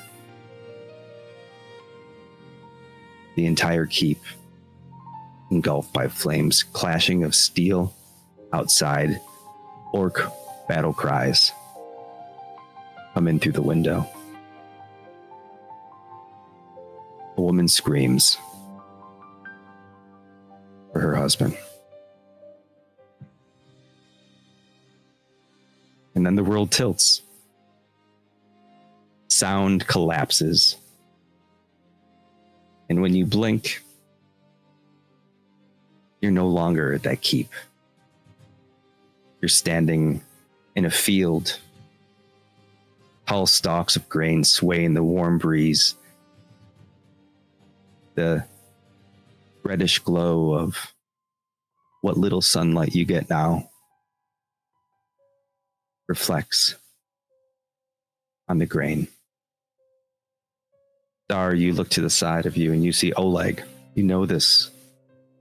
You've been in this moment before.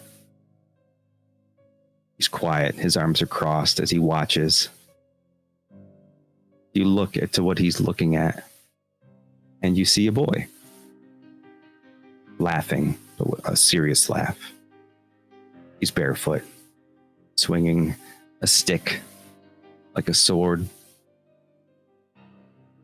at a scarecrow with a little fake play sword fashioned to its hand.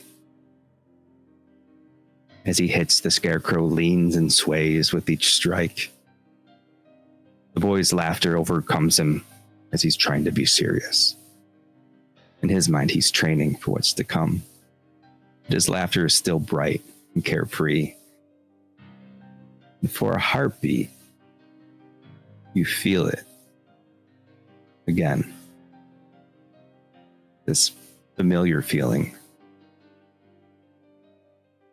And the boy flickers, the outline blurs and distorts. Standing there now is Lena. She smiles, faint and fragile, reaching towards you as she sews another patch onto your cloak. And you hear that voice. How are you today, my darling? And then a flash. She's no longer sewing a patch to your cloak. She's lying on the ground, her eyes empty, as a form is kneeling beside her. A form you've seen before, and at the time you didn't recognize. Now you recognize that form as Oleg. His sob echoes broken and raw as he shakes her, as though sheer will might bring her back.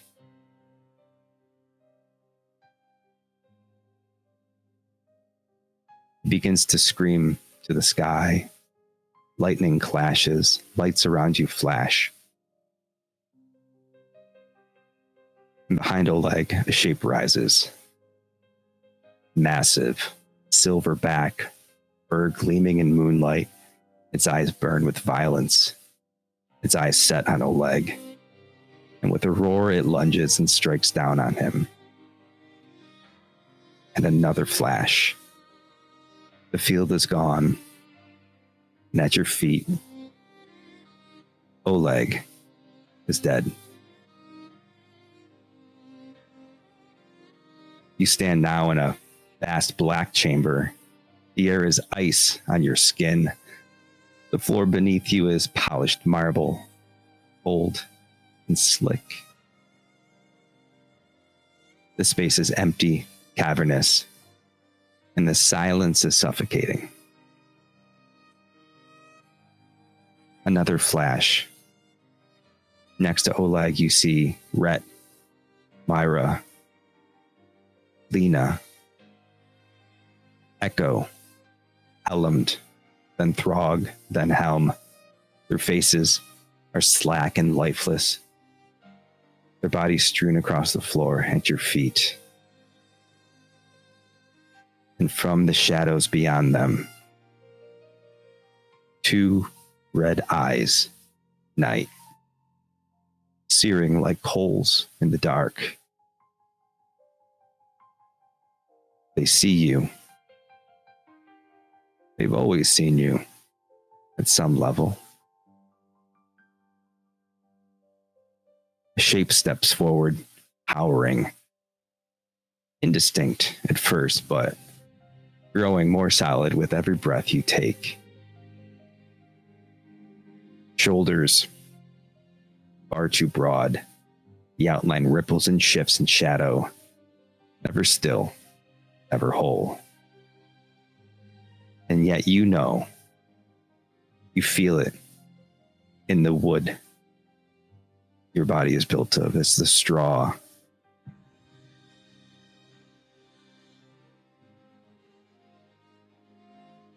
This is watching you.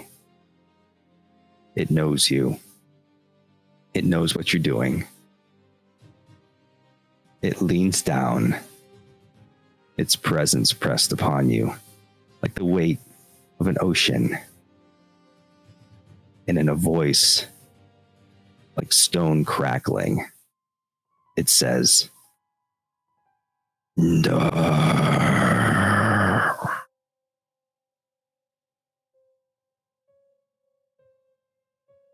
And that's where we'll take our first break.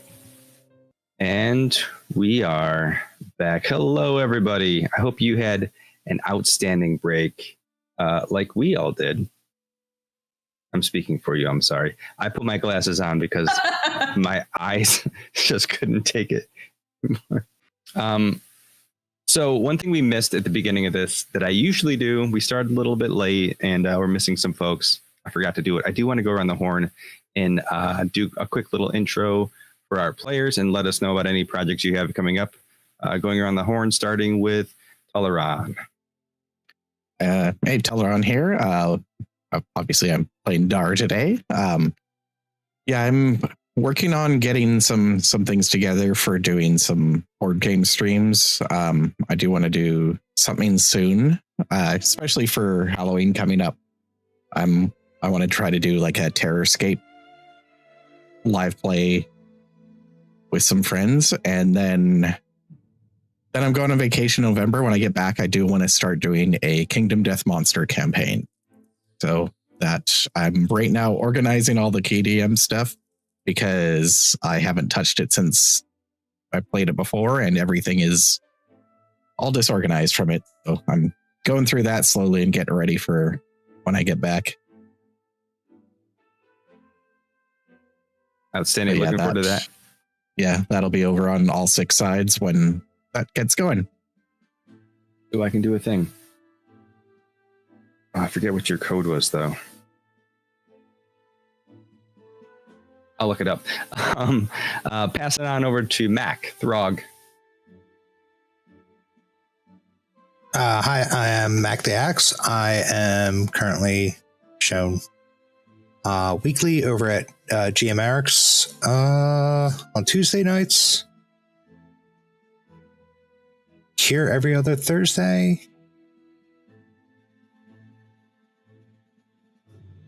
Oh God, I'm drawing a blank. I got a couple more things coming up. Apparently, I can't get enough D&D, but then again, is there such a thing?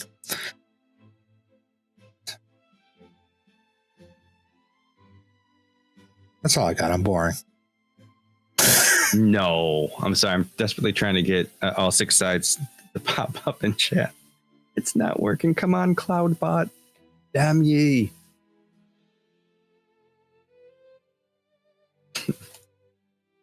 We'll try one more time. Tossing it down over to Hal. Everybody, I'm Ricardo, aka Hell at RPG. I run a 5th edition D&D game on Tuesday nights around 8ish Pacific, and I'm here every other Thursday. And then on most Fridays, we're on Solid 10, except for tomorrow because we have a special one-shot happening on Saturday at 3 p.m. Eastern on Solid 10 D&D. So go check it out if you like battle maps, if you like RPG content, if you like one-shots and battle maps. You can find most of that stuff for free over on my Patreon at Hallowed RPG. Thanks for having me, Ghost. Thank you for being here. Sorry, none of my codes are working out for you. Hal just GM'd a fantastic Daggerheart one shot last Friday that I was in. Tears were wept, and it was technically a TPK. Technically. I'm just saying. It was outstanding. Good job. Let's go over to Jen, Blue Phoenix, Echo. Hi. Okay, so I've been on a little bit of a hiatus with streaming stuff. Medical things have made it to where I haven't been able to be up as much as possible, but I have made it to all of my appearances on other channels, which includes this one, every other Thursday. And then I'm also with Hal on Solid 10's main cast. So there's that. I do intend on, I'm a little bit better temporarily. We'll see. So I'm going to start streaming again tomorrow. Going to do a special thing. But the main thing is I am going to be doing D&D 2024 eventually. Once again, the health thing kind of put a damper on that. But yeah, so we will have an update. I'll have an update for y'all in 3 to 4 weeks on exactly when I will be able to move to the next step.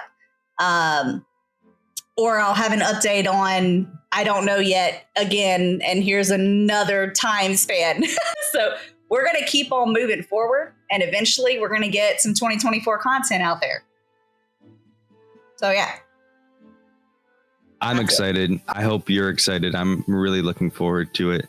This woman is awesome. Hey, it lined up. That was perfect.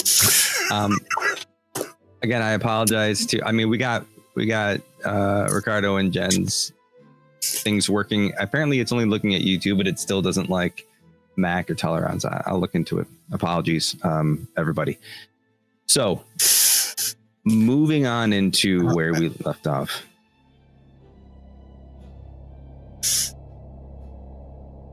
Let me get the music. Let me get the music right. Okay.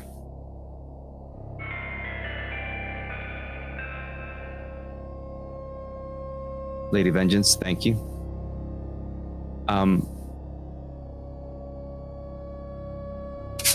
You wake to the sound of this chittering.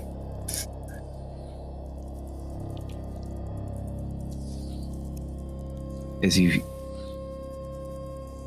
toss and turn, you just hear the spiders rushing through. You don't hear any of the sounds from your trap. You don't hear anything approaching you. Just hear all the commotion, these spiders as they move through. As you each slowly awake, you turn and look and you realize that Elmd and Oleg are gone.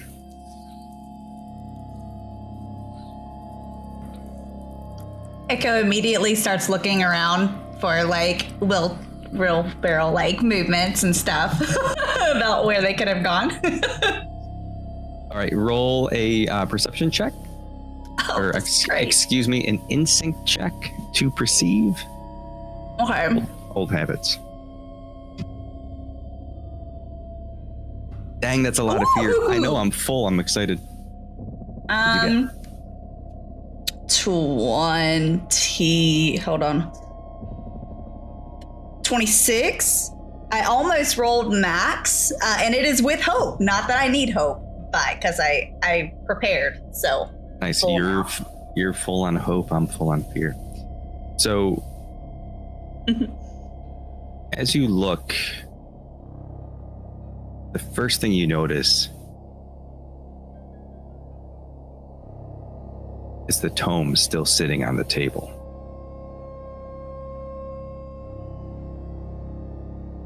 And as you look out to try to find some sort of sign of Elmd going, you don't see any tracks from the wheelbarrow. And as you push out a little further, you see the wheelbarrow tilted on its side, just off into the road.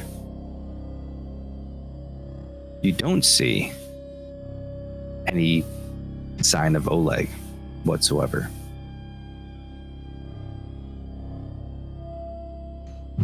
I grabbed the tome because Elmd wouldn't have just left it there. Was it open? It was open where they were reading it. Or it was open like they were reading it. Is there anything special about that page? Not that you can tell, because it's written in mongrel. Yeah. Is there like a piece of cloth or something that's not like moldy or anything that I could kind of just like tuck into that page like a bookmark so that if it's important, I know where it was? Yeah, sure. Like as you like in the home that you're in, it's relatively untouched. Again, that food was out on the table like they were preparing to eat it. It doesn't appear like anyone scrambled to pack at all. Everything seems to be in place where it was. There's probably some fabric scraps from random pieces that I was stitching to my wings. So there's probably just pieces of fabric sitting around. There might be some cheese. I'll grab some of the fabric and I will ignore Throg. We're not all about Throg's food choices. So we'll put that in there. He will put it away and he is going out to the wheelbarrow. He's not even paying attention to anybody else. And then he wants to try to sense if he senses any portal energy or anything near there.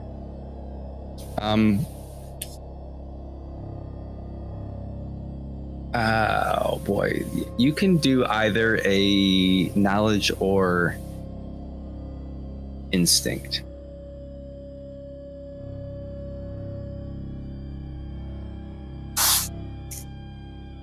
Okay, we'll do instinct again. Okay.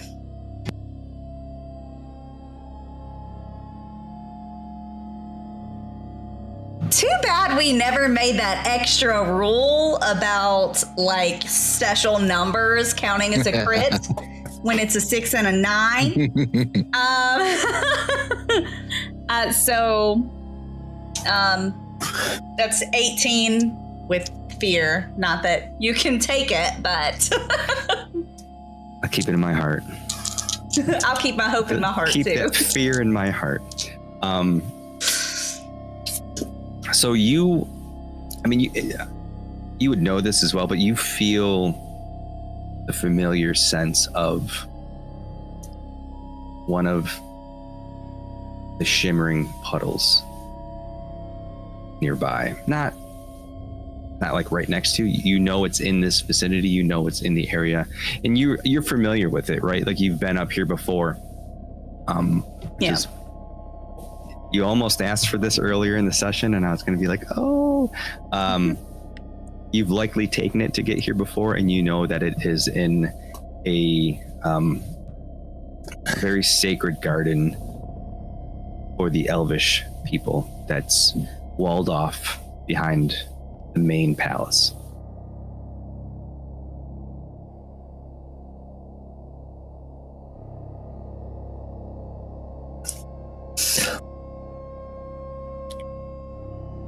By the way, Echo's just gonna stand there, well, flutter there, and just kind of look at it, be like, Okay, well, I mean, I guess.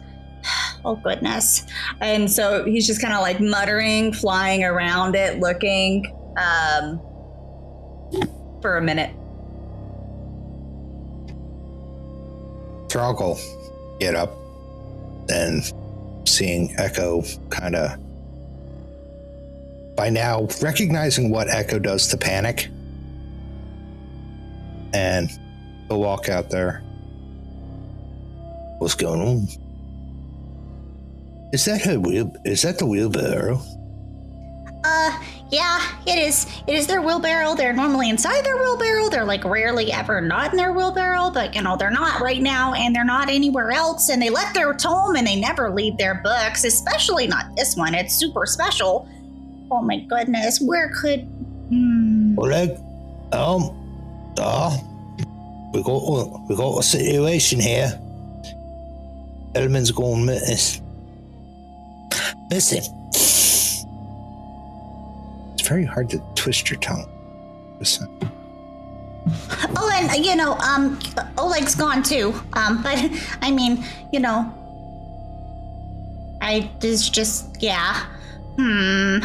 Just flying. Fly pacing.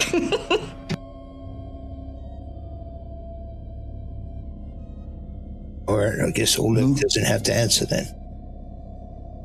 You should go. Yes.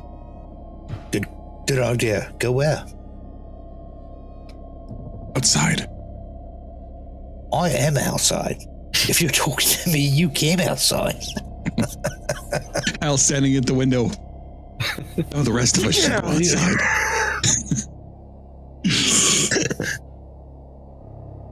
He's just trying to see if it's safe by watching to see if you get attacked through the window. Yeah. There's a piece of cheese behind you. Oh, that stuff you were eating smelled terrific. I'm gonna pick up my trap so nobody gets, sets it off.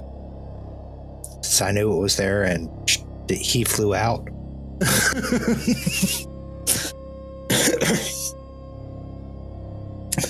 That way Helm doesn't have to play cat's cradle with it.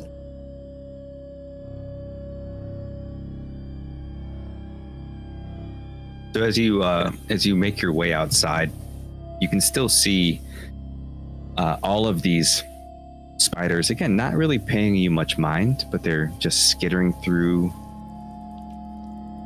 the city down that main road. So many more than what you saw before. They seem to have sort of congregated and are all moving together. Some of the citizens, the elves that are from that's in their stone form, sitting on the street. You see a few of them kind of climb up on him and start holding away at the stone, grabbing that little shard and then skittering off and making away. Lots of these half-broken statues with the chests sort of torn out lay around the street as they move towards the main palace.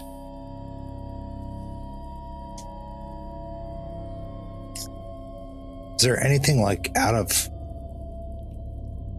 there anything that we can sense different than the night before? Like, is any evidence of something other than the spiders coming through? Roll me an instinct check. Okay. Or perceive or sense, whatever you want to use. Well, I don't think it matters. Well, sometimes it could if you had an experience you wanted to use or something like that.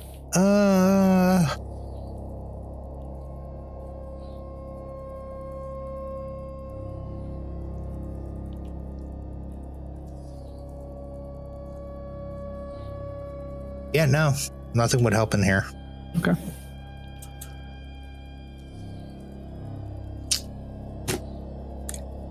$17 with fear.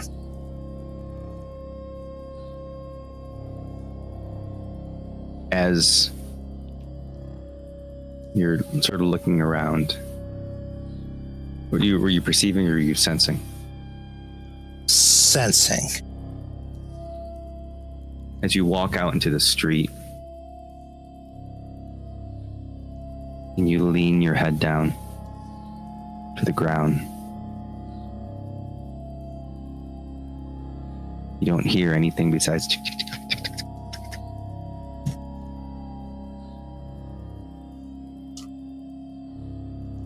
And while you're down there, a spider in its path crawls up onto your head, and you suddenly lurch up as this goblin-sized spider is clung to your shoulder.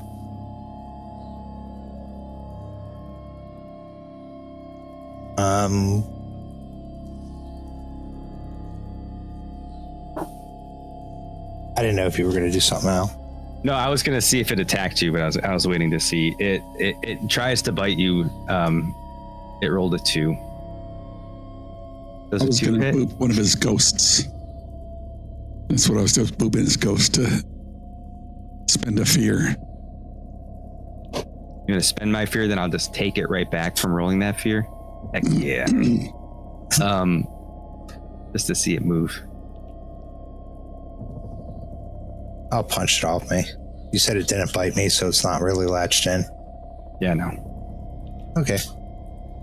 These have no evasion and they have no damage threshold, so as you swipe it, it just falls and shatters to the ground. So these spiders do not feel very natural at all anymore, right? I mean, I assumed not, but for other purposes, I'm asking. Is there a crystal inside it? There is a very tiny fleck of a crystal. It was actually holding on to a crystal as well. Okay, I'm going to take out the orb. Okay. If I still have it.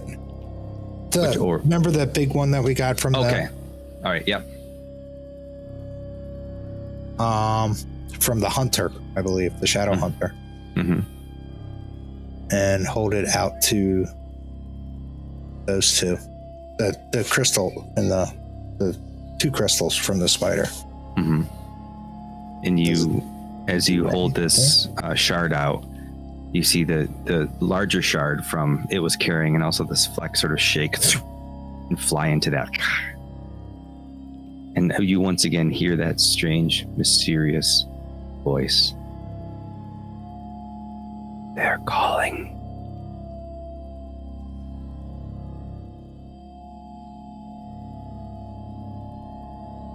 Why me?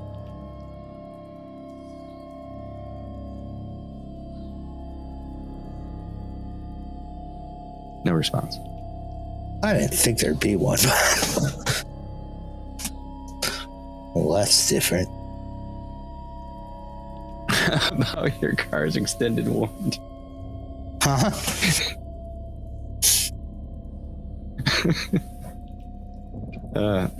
Nice.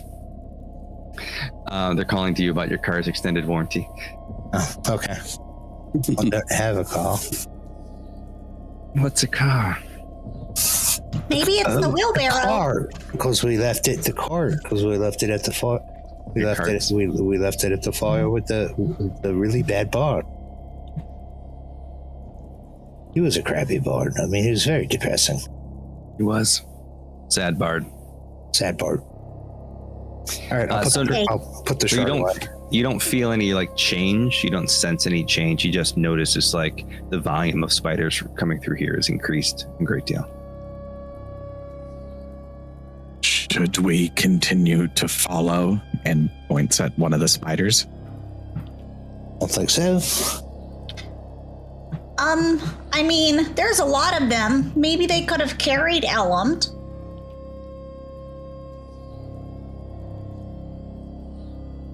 It's possible. Could they have carried Oleg? Well, maybe Oleg just kind of woke up and then tried to go after Elumd. Do we see any dead spiders besides the one I killed? No. I mean, you don't see any dead spiders. Even the one that you killed is sort of a mangled stone, kind of a fleshy. Well, that is one thing that you can say is that these seem a little bit more of a hybrid flesh stone than say the previous shattered you've encountered in towns. I don't think we should. And I guess we'll follow him. There's probably a place that we should check out while we're in there. Just because.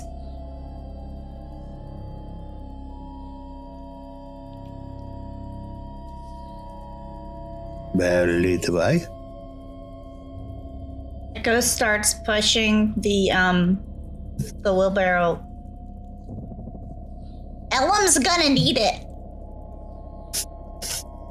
It's true. So you're moving down the avenues. You see that they're lined with, again, more statues of elves frozen mid-flight or mid-fight. Their faces twisted in terror, their bodies reaching towards the city's heart, like they were all rushing in the direction that you're currently traveling. Soldiers mid-draw, children clutching chest, merchants with some wares, anything they can carry, all caught in the same fleeing tide. The silence is heavier than the settlements below, but it's interrupted by the chittering, which is still happening.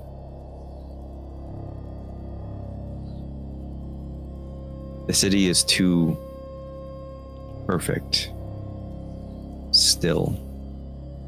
Color of the stone seems to match the white marble that weaves throughout this area.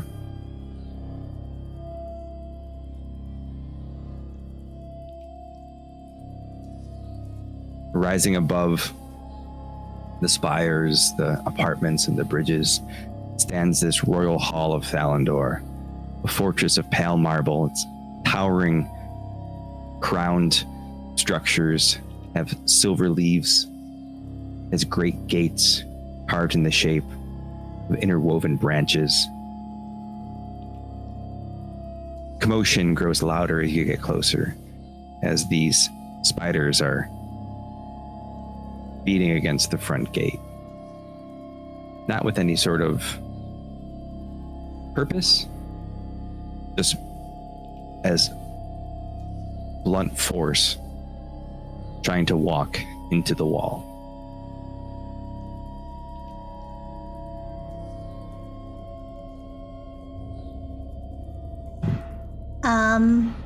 Am I the only one that kind of feels like we might need to just like kill all of them and then like take all of the stuff away from them that they're collecting?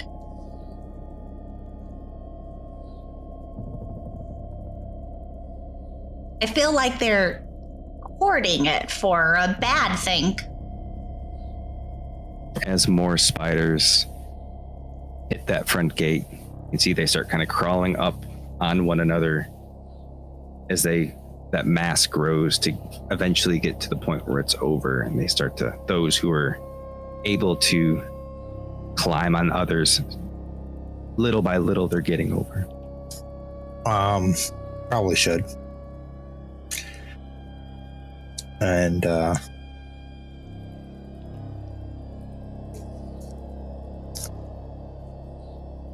the only thing is, if we do, if it is feeding something, it might be alarmed, like alerted to us. well, we have to get in there, don't we? Yeah. Do we fight our way in or fight our way out?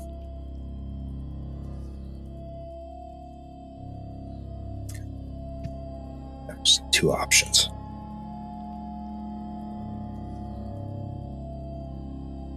Do both. We should start fighting now, and if we make our way in, we can maybe kill everything and not fight our way out, or maybe have to fight our way out. Maybe there's like a mama spider in there that we can just kill and all the rest of them go away. Or return to regular spiders. And go back to eating bugs.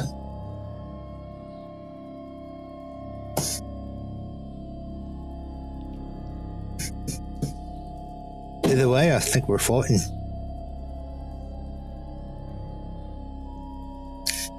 Okay. I guess we're going up to the door to try to clear off the door. As you approach the door with this crystal in hand, I put it away. Oh, well, as you approach the door, you notice that these spiders seem to kind of part for you.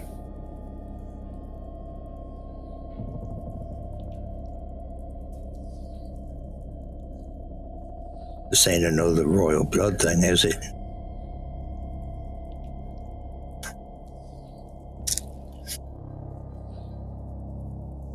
Don't know, Throg, are you king of the spiders too? Don't remember. Or the elves. It's true. I mean, you don't have to be hurtful.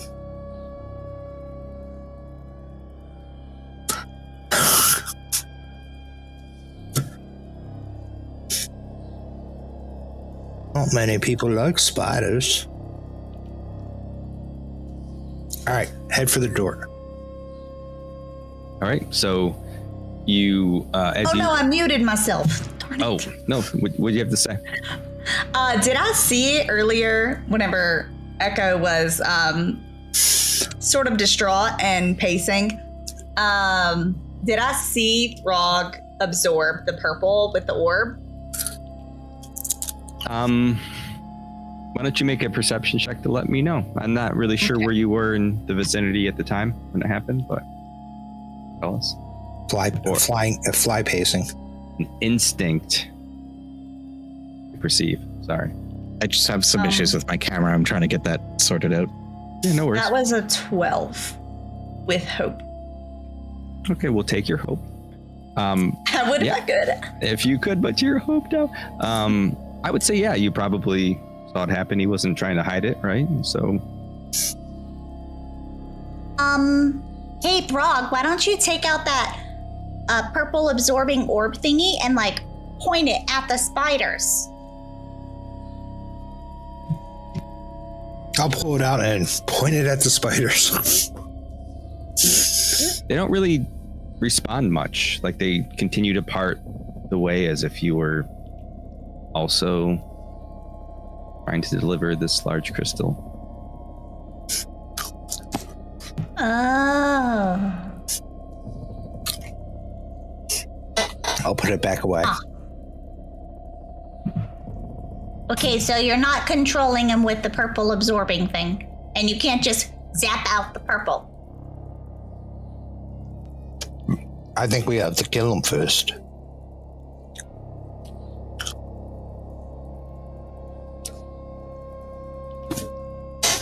So continue towards the gates. All right. So you've reached these this walled palace. Again, all of this white marble, silver etching, beautiful craftsmanship. It rises from the cliffside like a crown of marble and silver. All spires gleam with that same pale aurora that you saw earlier, light spilling down from the sky. The great gates of white stone stand before you. Painstakingly decorated and etched. This isn't merely a palace, this is a fortress. The unbreachable heart of the elvish pride and power. You all know that the elves are not the most welcoming of the kingdoms. And yet, the gates just push open. As you make your way through, you see a line of shattered warriors. That is, stone warriors that have been broken, harvested. They're not moving. There's dozens of them as if they were waiting to hold something off before they were frozen. This is pretty much like what it looked like when the dragon escaped at the beginning, right? Or, I'm drawing a blank on its name. Oh, way back when Nixarath first emerged? Yeah, Nixarath. Yeah, you're seeing very much like these are the same types of attacks. These are the same types of outcome. These are the victims that are reacting very similarly. The only real difference is that Nixarath's attack, they were like crumbling instantly when he attacked. These are the types of attacks from the Shattered. Their victims tend to have this type of thing where they become these sort of statuesque figures. And now these spiders seem to be harvesting this crystal from them. Okay, well, at least it's not Nixarath. Well, not directly, anyways. Yes. That's what I meant. You continue to hear the sound echoing through the great hall. As you move past the outer walls and into the main building, past these large iron and wood doors, and into the main royal chamber.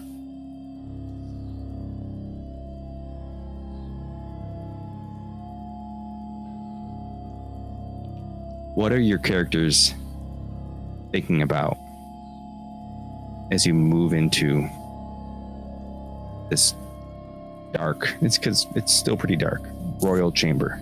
The sun hasn't quite peeked up over the horizon yet.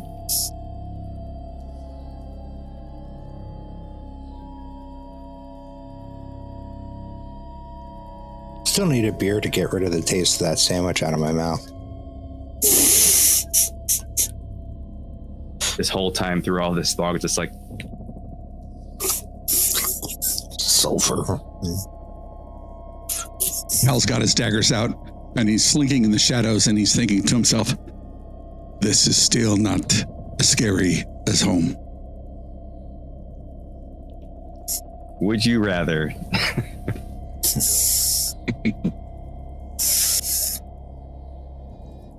Darr is a little distracted and keeps looking down at some of the patches sewn onto their robes and kind of shaking it off now and then, and a little distracted by the dream. Darr, roll me a perception instinct. Perceive. Excuse me. I'm gonna get it right one of these times. At least you didn't say perstinct. Perstinct. Roll me a perstinct roll. That is a 10 with hope. Okay. As you're looking down, you notice a similar. It's a change of coloring for sure from the white marble roads that you've seen with this tightly etched stone work. It's a much darker color here.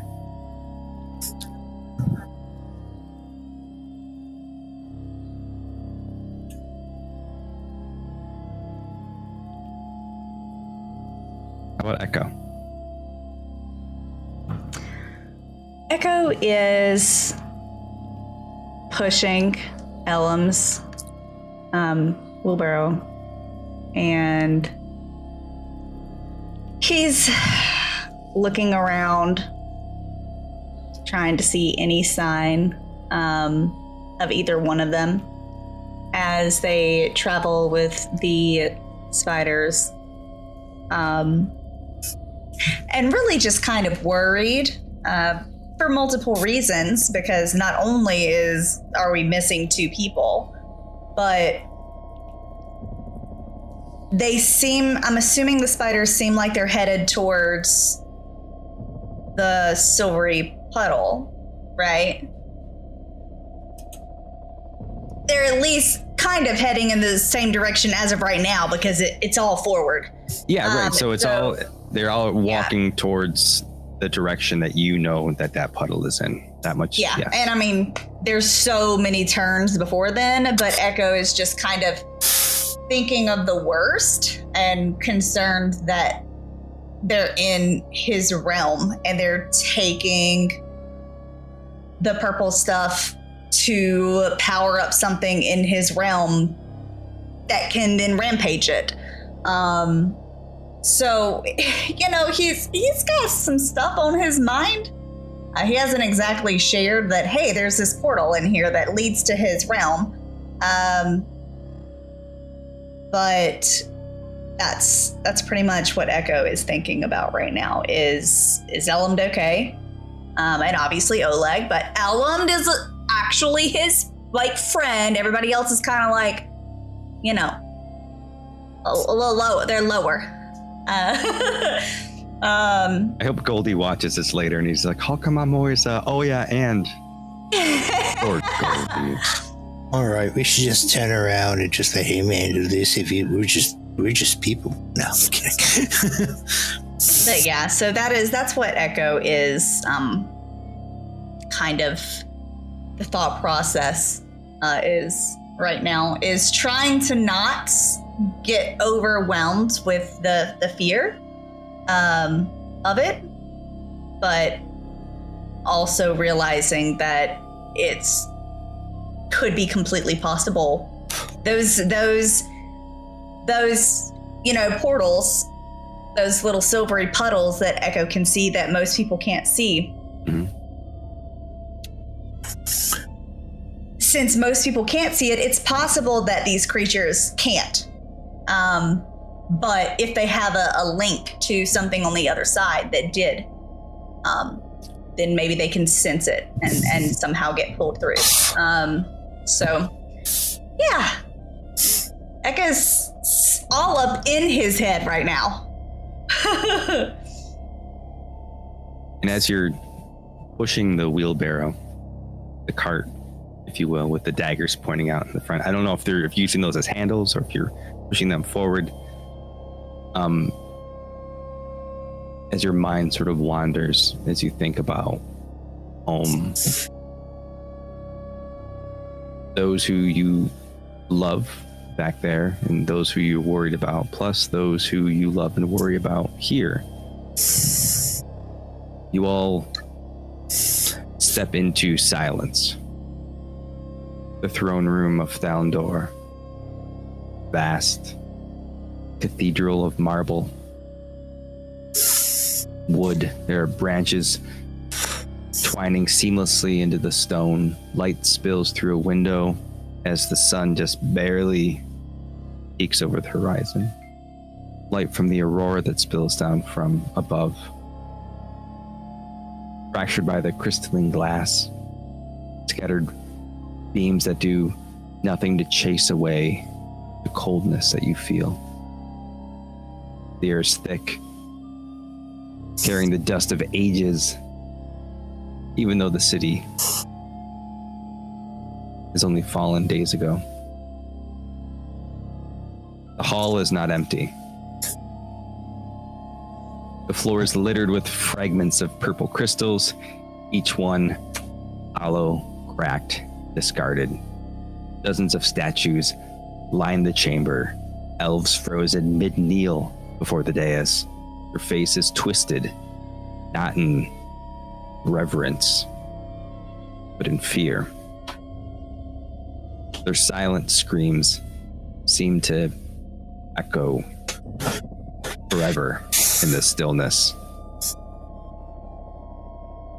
At the far end of the throne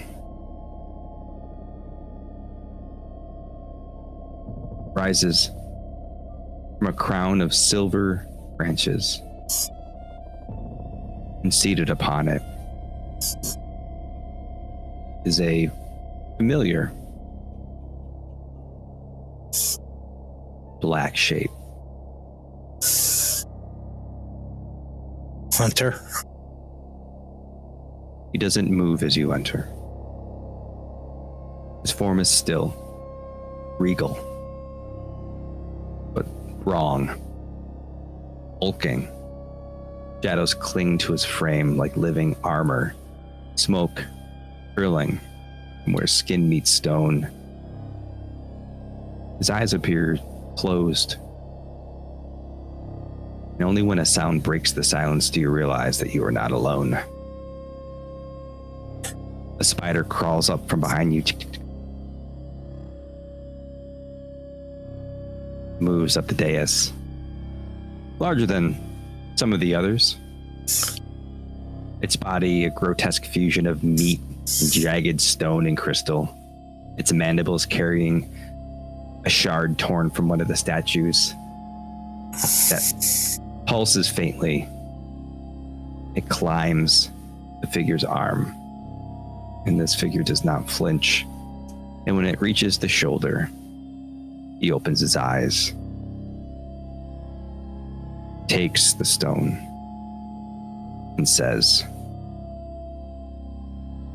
"We will save them all." As he looks up at you, two coals of crimson blazing in the dark. Do I recognize the voice? You do. You How far away recognize is it. it? How far away is this? The dude on the chair from me. 1 second.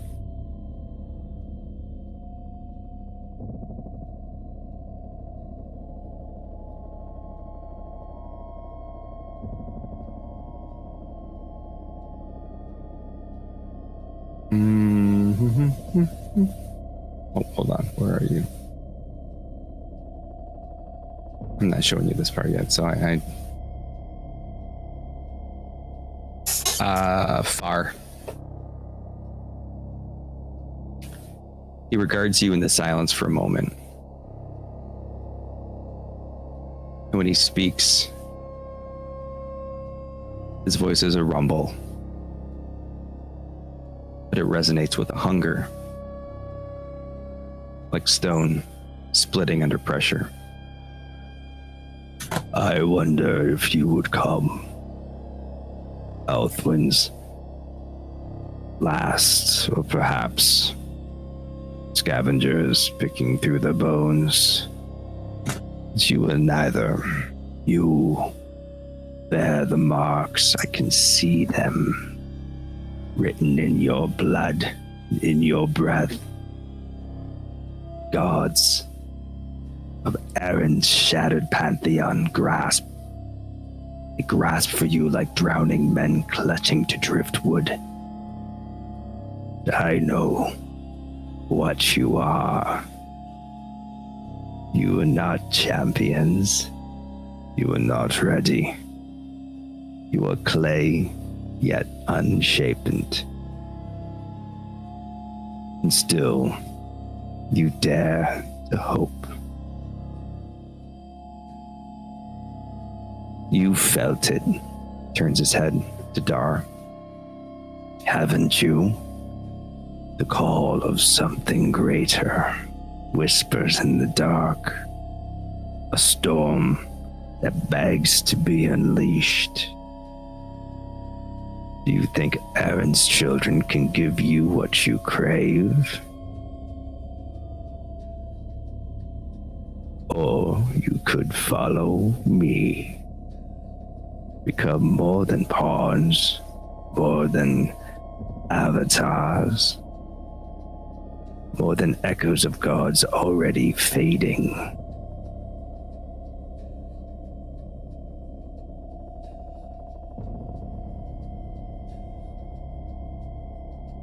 I was made a god once by Davros, Nazara.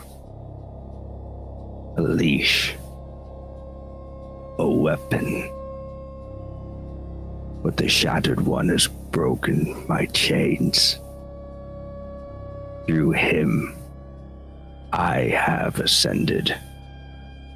And through me, others will rise. I am the god of chaos no more. I am the god of change. God of broken crowns. I will build a new pantheon from the ruins of the old.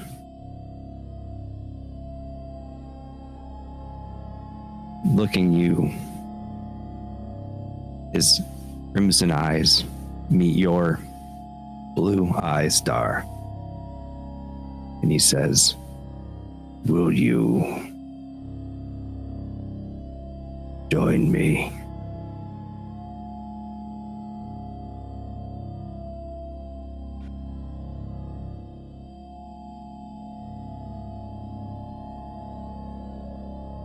What are you trying to do?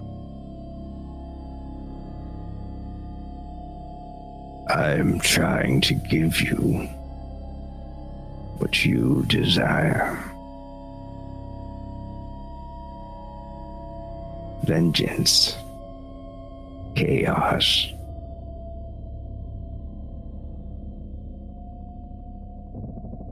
Meaning.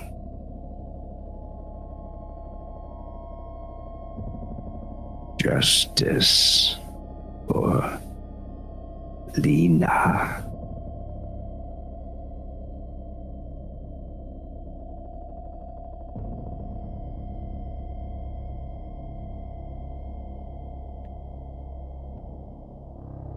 And how would you do that?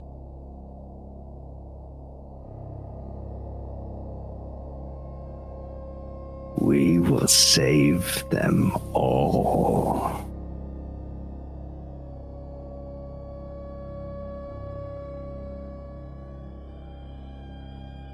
Every voice left unheard, snuffed out before their time. You can find those responsible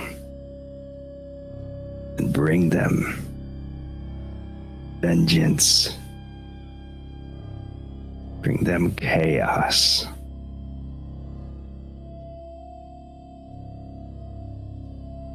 Raziel brought you into this world.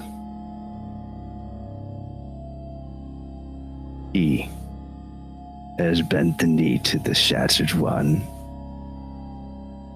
Join us. He is the closest you have to family. I could be your family. He's sort of like petting this spider on his shoulder. It's like leaning into it.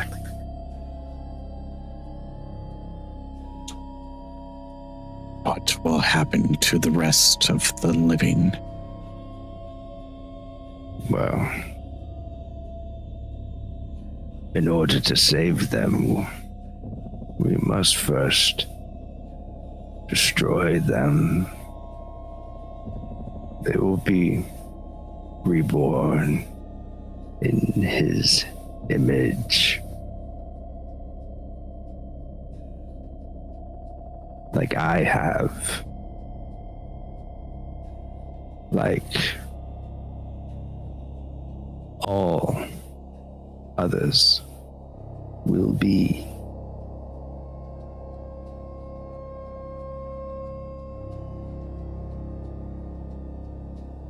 And you do not know what I truly desire.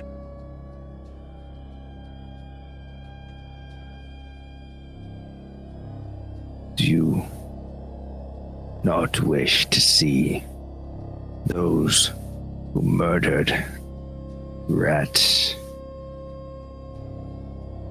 Mira, Lena, Lily? Oh, that was me.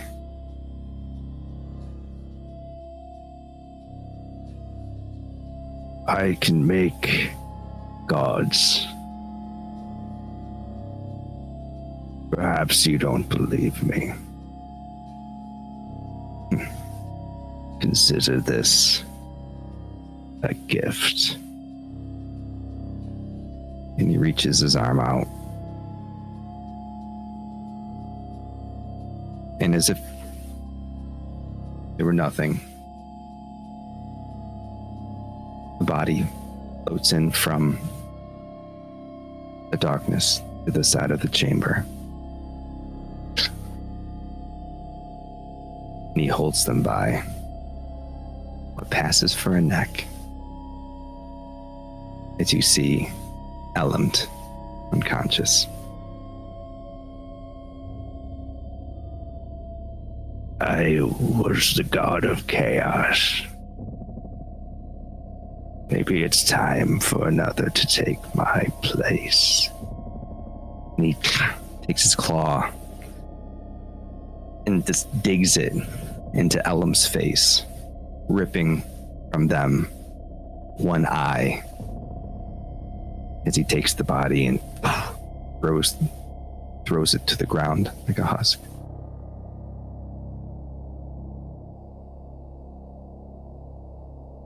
He looks at it. I will leave you to consider my offer. And he sets the eye on the ground as it begins to move. Flesh seems to grow out of it, shards from it more. It emits this violet aura as it begins to take shape. This eye, ears, teeth that sort of fall from the side. 10 tentacles coming up from the side, each tentacle its own little eye. And as this thing Nixarath disappears in a wave of smoke.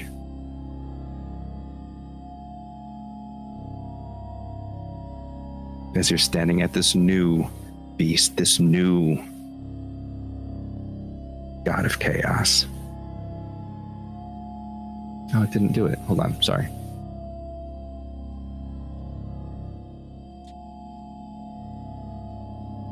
Did it move? 1, 2, 3, 4, 5, 6, 7, 8, 9, 10, 11. Oh no, it did. Okay.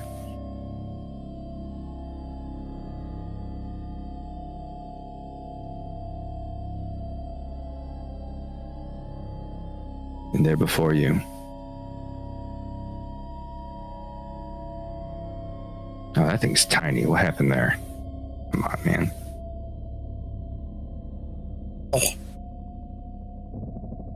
It's just an little bitty baby beholder. Can you see it? Is that working for you? No. I'm sorry. Let me share this on screen.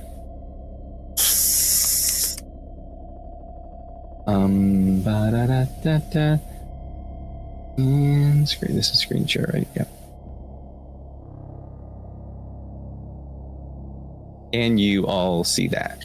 There we go. Okay. Yep. I always forget that you're not watching stream. Sorry.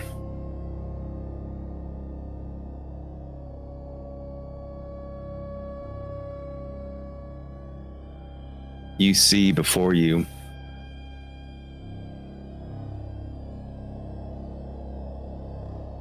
this fleshy, floating ball of teeth with 10 jointed antennae rising from its crown, each with a different colored eye.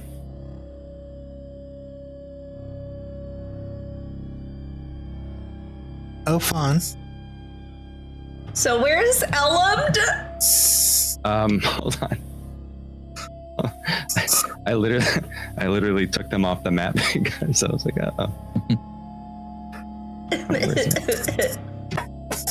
Elum, no. Elum is, let's say, there. And, Okay.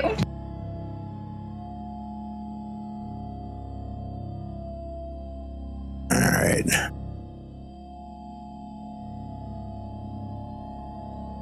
This will probably be stupid, but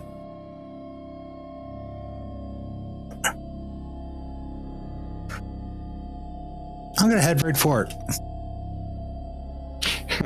it's coming right for us. By the way, I am already flying. Oh. Nope. No. No? You're not already flying? No, because it wouldn't have made sense with me pushing the barrel, the wheelbarrow. Oh, that's right. Yep. Trying to get some music back. Yeah. I'm so stressed. Why are you stressed? You just took that long rest. You should be fine. I didn't, though. Oh, that's right. Echo that's did. Right. Oh, yeah. All right. Let me transition to this. So Does yes. that work? Oh, I hear it. Okay. What sense did that make, though? Anyways.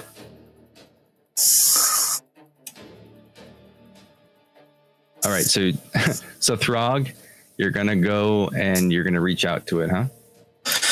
Yep.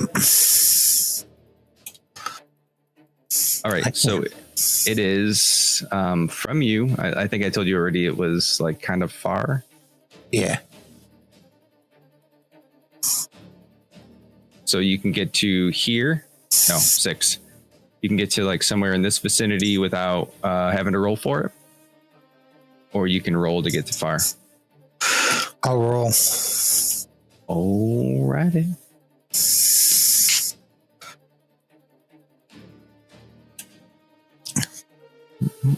No advantage, disadvantage, right? Correct. Hold on.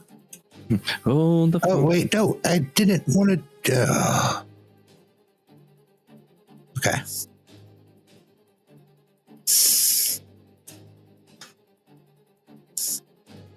"13 with hope." Okay. I mean, this is really flat surface. I'd say that's probably enough to get to where you want to go. Right up to its face and stick my axe in its big eye. So you can get to far range. Oh, you can get to, so it's within 100. So you're good, right? Let me do math. Yeah, you're good. All right. Yep. All right. So you, as you run on up to it. Oop. I'm going to spend a fear to interrupt you. Did it spend? 1, 2, 3, 4, 5, 6. Yep. Can I interrupt by going, "This is not a negotiation"? We are negotiating. It's not a negotiation.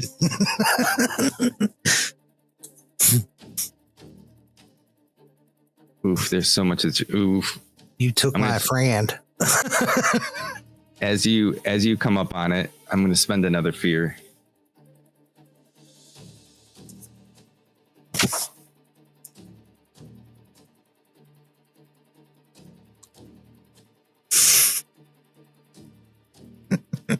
Okay. Sorry. I love this thing. So as you come running up on it with its with your I assume your axe held high, like you're going to attack it. You have an axe? What do you have? I have the improved hallowed axe. Okay, perfect.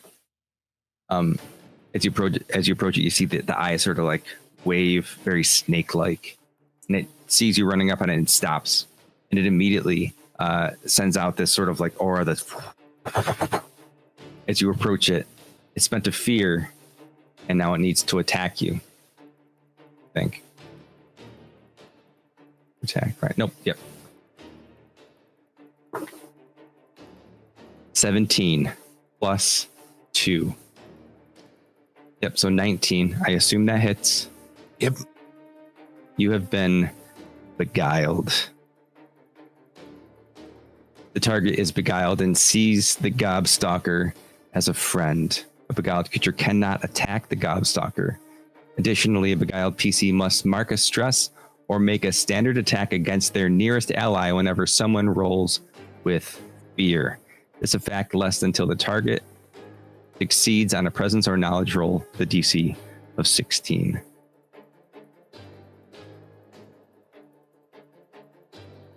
Do I get to try that now?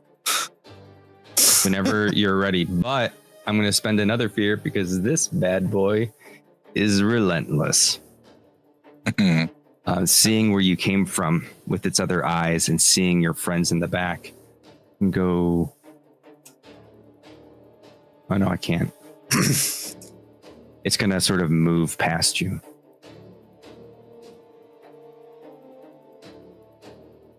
How far can it get as it moves its way down to where its mother, its parent is? How close am I to you now? Am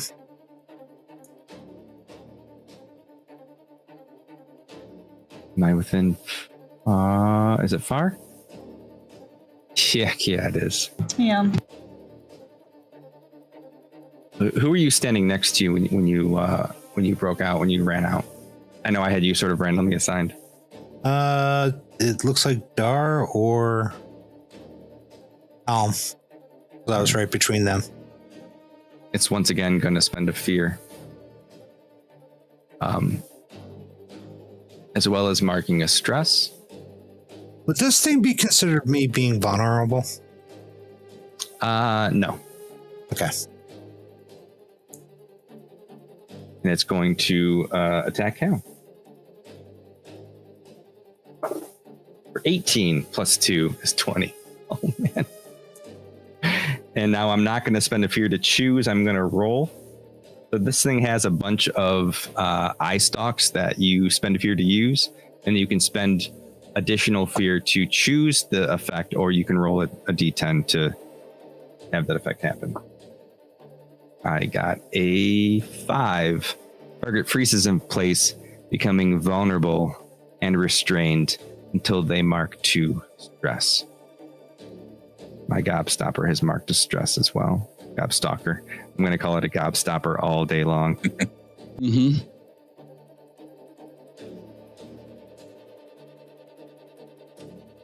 Who was that to? That was the helm. Oh, okay.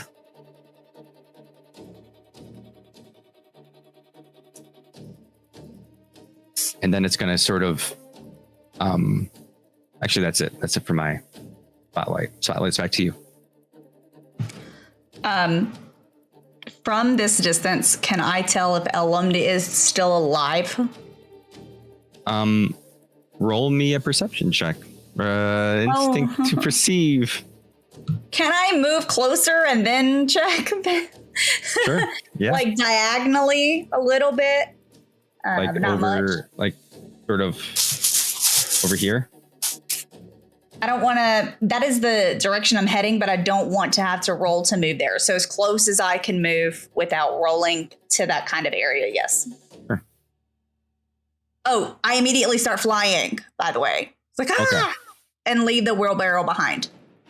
All right. That sounds in like case that wasn't clear. flying with the wheelbarrow. I'm coming to get you, Ellen. I got it for you. How high are you flying? Oh, just right off the ground. It's just an instinct, like, oh, gotta go. You know, like a. Okay. And then you're going to move as close as possible. So like here-ish. Yeah. Okay. Okay. What was I rolling again? Instinct. Okay.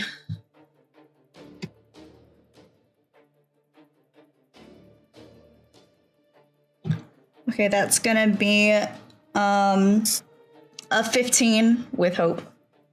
Take your hope. You can see, ignore Elam's wheelchair. It's not really there, but you can see Elam's as they lie on the cold marble. Raise fingers towards you and whispers, "Oh."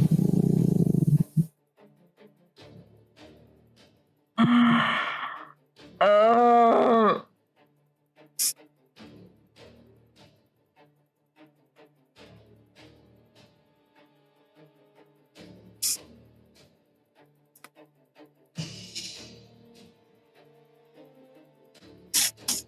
Okay. Can I tell how injured Elund is? You don't see any other injuries besides the gaping hole on their face, Okay. at least from that.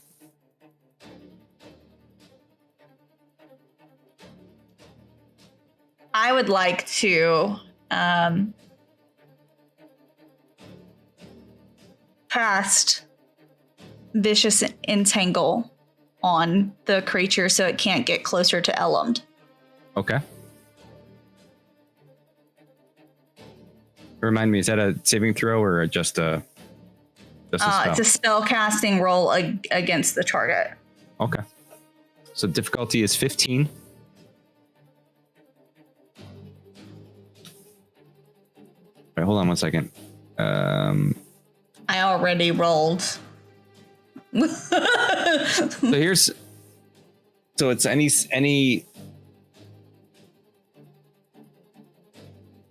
what's up? it's any magic in front of, you're not really directly in front of it, but it's within close range automatically fails.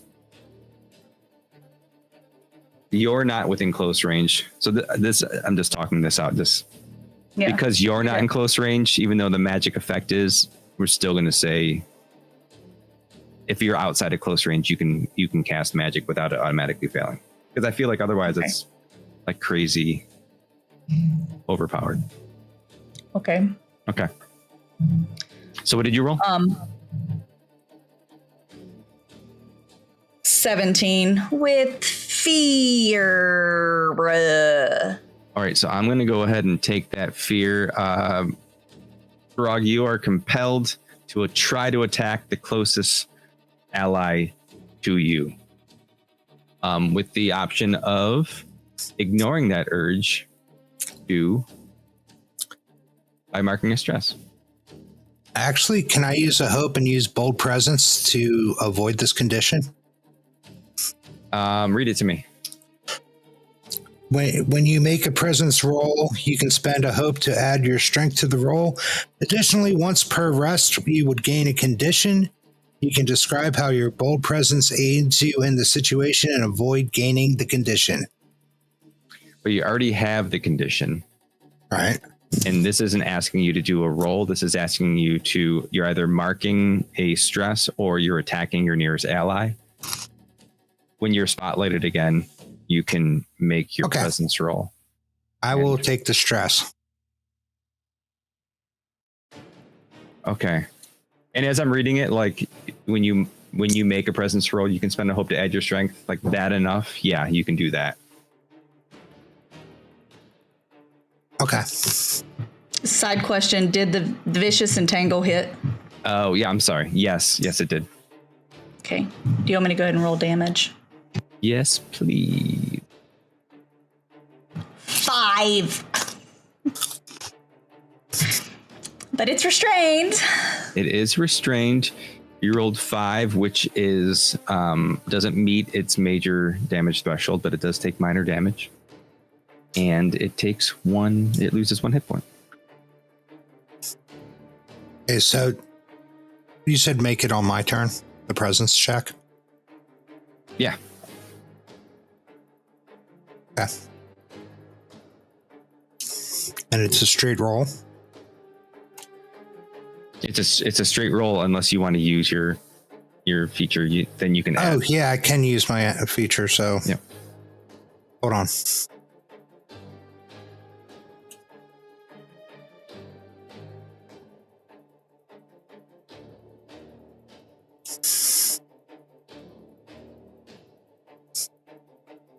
I think I took that fear. I'm pretty sure I took that fear already.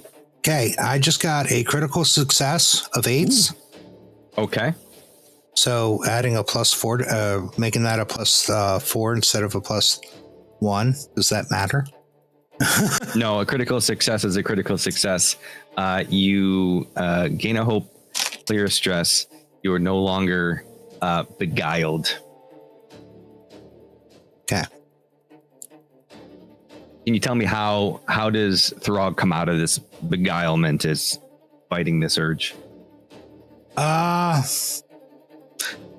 Well, he just ordered the creature just ordered him to attack one of his allies. And he has one ally down, which is the closest. And the other ally is, no offense, the weakest. Because he doesn't know. How dare you? He's an orc. You're tiny. So it's like the two that his orc brain would consider the most that needed defended in the party. He cannot bring himself to attack. Okay. And if this was a barbarian, I would like to rage, but it's not.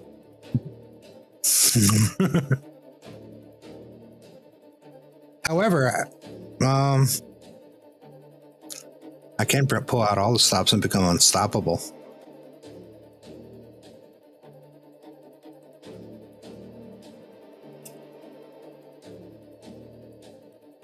All right. And now I shall bring the hallowed axe down. Okay.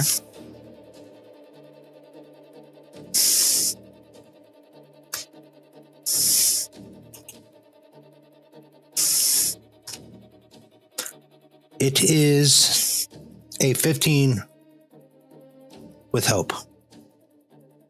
15 with hope hits. Take your hope. Roll your damage. Tell me how you do it.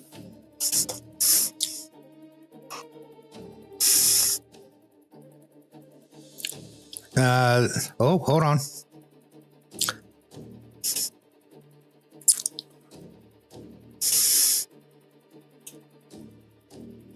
God, I love this ability.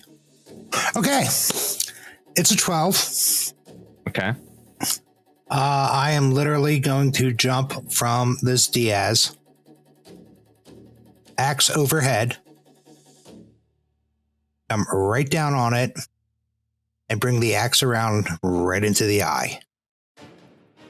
Into the face. Basically jump on it and bring the axe down.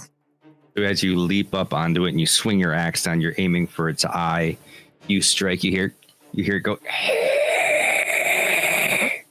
as it sort of reels back, trying to shake you off. You hit it for major damage. So it takes 2 hit points. And that was with that. So I'm going to spend a fear. Boop. Take that spotlight back. As you're on it, it sort of like reels its eyes up at you.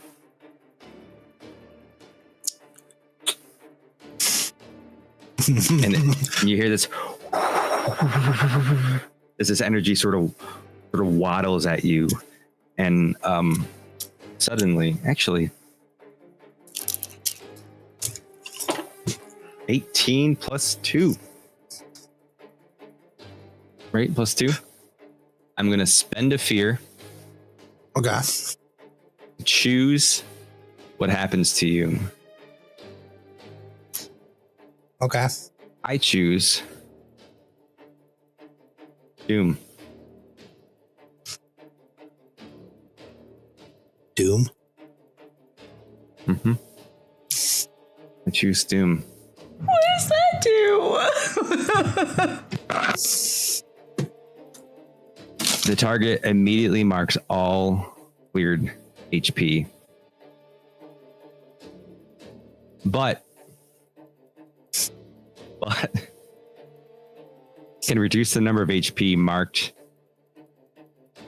by spending any number of hope. Each hope you spend reduces the number of HP you take. Okay. How much hope you got? 4. Okay. How many hit points you got? Right now, none. But you said they all get marked? Yeah, so you're full health. Right? You're full. How many health do you have? Like, what's your HP? I have it in front of me. Sorry. I was gonna say you have 8. So if you spend all your hope, you will have 4. You'll mark 4 hit points. Okay. You don't have to spend all your hope. You can spend as much or as little as you want. I'll spend it all. Okay.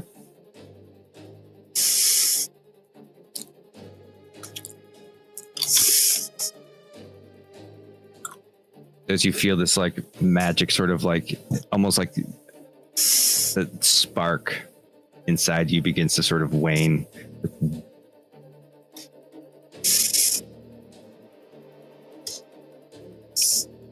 Okay. What do you think of to manifest that hope that you used to save your soul from falling into Nazara's grasp?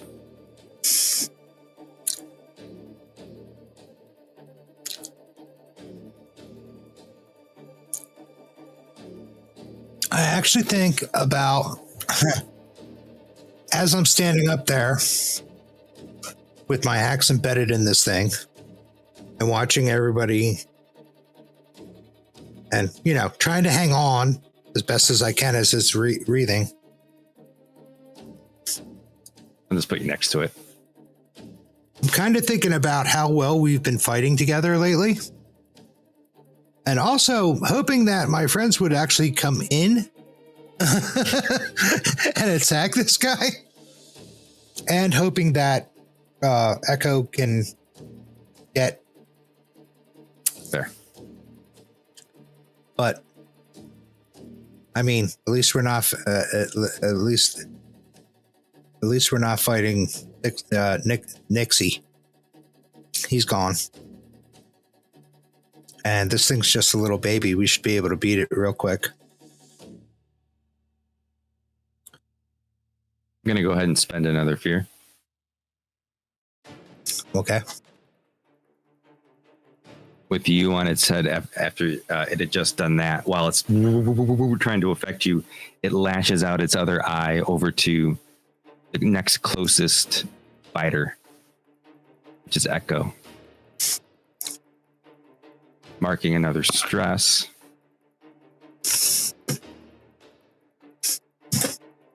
It attacks. Oof, for 2. Plus 2, 4. I'm assuming that doesn't hit. No. Let me know how Echo dodges this as this beam of this like warbling energy shoots out from its eye. So it goes flying. So he just kind of goes, whoof. Just a little whoof. It goes right in between his wing and his head, you know? Mm-hmm. It's hard to hit a flying target, you know? It's very true. All right, I'm going to give you back the spotlight. Oh, I'm sorry. One more thing. Apologies. I didn't mean to say that. I'm going to spend a fear to get myself out of this condition. No! Okay. Now it's yours. Go for it. Now, I don't have to do this right now, but I do want to have something clarified for me. Okay. If I were to have Echo go and grab Elend and start kind of dragging Elend, is that like a move at half speed thing, or do I have to roll, or like how does that work? I'll let you choose if you want to roll for it to go to within close range, or if you don't want to roll for it, you can just go half the distance. So 3 squares like instead of 6. Once I start grabbing Elend. Yeah, or if you want to just roll for it. I don't want to roll for it. Why? I think because my fear. because I want to give the other people a chance, but also I want to kind of pull Elend away. So I don't want to give it right back to you. So, but if Echo just goes to Elend and then pulls him back, it looks like he's like 3 away or 4. Mm-hmm. So if he moves to Elend, he'll only be able to pull back like 1. Yeah, so he'll go grab Elend and kind of just pull away the 1. And then he will just plan on doing more of that in the future. Wait, so you are going to move to Elend and try to pull back 1? I am, but I don't want to roll. I'm going to move the 3.5, 4. And stop flying. Which was at my regular pace. But then I have 2 movement left or 2 whatever. So then I'll just drag 1. So I'll cut my 2 in half. Okay. Just so it's not the same as like, it's not the same as say, D&D where you have like a set amount of movement. It's just within close range. So as long as you don't go outside, we don't have to be so specific with it. But I get what you're putting down. So you want to move like here-ish with Elend. Yes. And then next time I will do more stuff of movement. Sure. Okay. Just so you know, I just took this wall out so that you could see what was going on. There is a wall here with this door. Just FYI. All right. Spotlights to you. Do you mind if I go? All right. I am going to unleash chaos. Okay. And I will, let's see here. I'm going to use all 3 of my tokens for it. Okay. So that's within far range. I assume it's within far, or I'll move forward if it's not. Far is 30 to 100, right? I'm going to do this on memory. I think it was. Far is 10 to 30. No, 30 to 100. Yeah, you're within far range. Okay.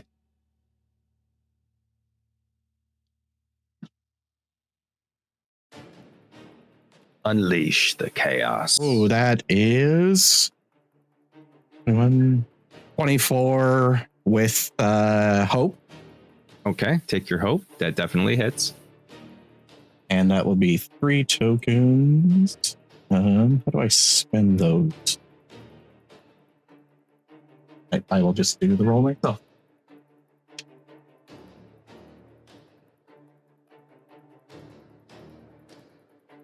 So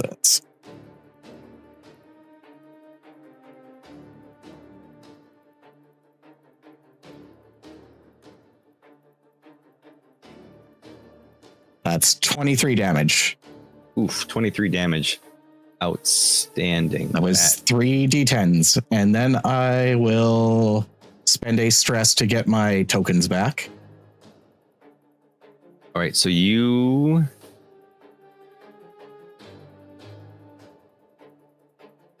All right. Sorry. Having just unleashed this chaos as it shoots a colored something, pew, nice. and hits the target. It sort of like looks over at you, spends a fear to interrupt you. And then you are how far? You said you're within far range? Yeah, you're within far range. We just measured that. It is going to lash out at you. That is 16 disadvantage. I'm going to spend one of my armor slots to make it disadvantage. Okay, so 18 minus 1. 17. Nope, he still hits me. Okay. I was like, this could be a make or break thing for this guy right now. He is going to... I had a mark of stress for that, and then I have to spend another fear.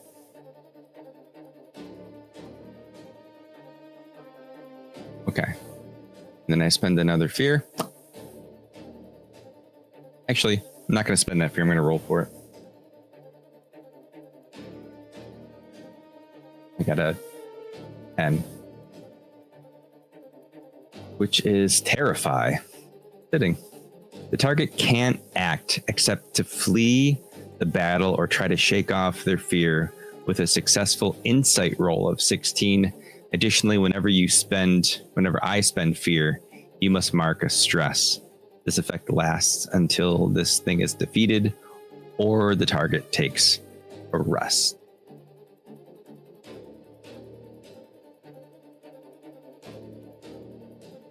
Sorry, what was that about? When you spend fear, I take stress, or was that? Yeah, whenever I spend fear, you must mark a stress. Okay.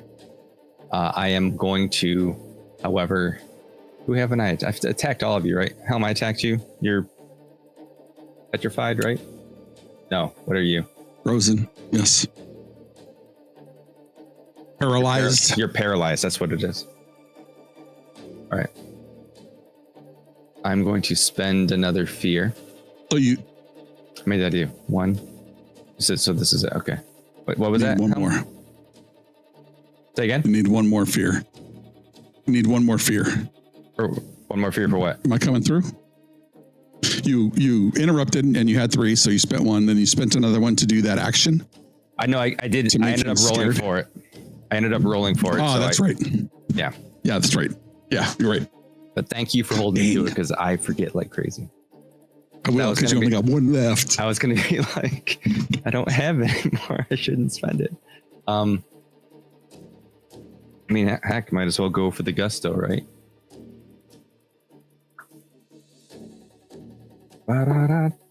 Oof. I don't know. Looking at Echo being the closest.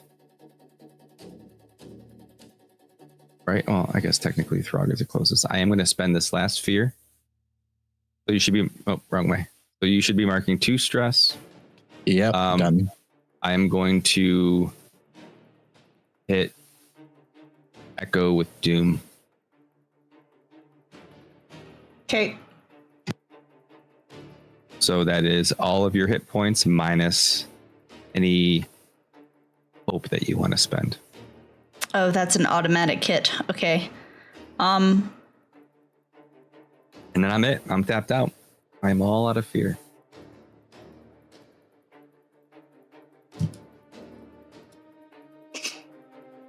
it's just like.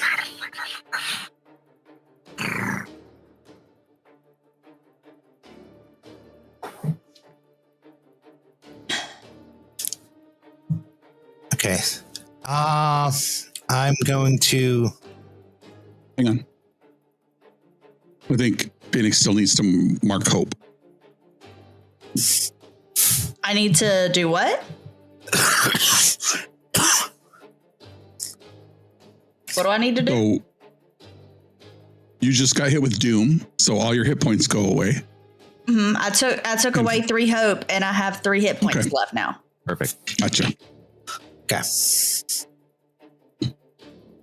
So what's my condition? I'm paralyzed, but I can spend 2 stress. Yeah, you're vulnerable and restrained until you mark 2 stress. So I'd like to mark 2 stress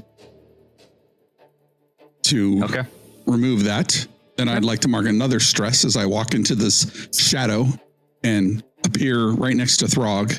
And then I want to bend 3 hope to do a tag team with him. Okay. Okay. Sweet. You're literally using his shadow because I'm on top of him. It's like his specialty. Yeah. And then I'm going to attack the individual with my dagger. I am cloaked when I do shadow steps, so I should have advantage. Okay. And here we go. So D6 plus my duality dice plus 4. Come on, crit. And you're doing a tag team with Throg, so Throg can with Throg. That's not a very good roll for me, Throg. Okay. So what do you roll and tell me what you get?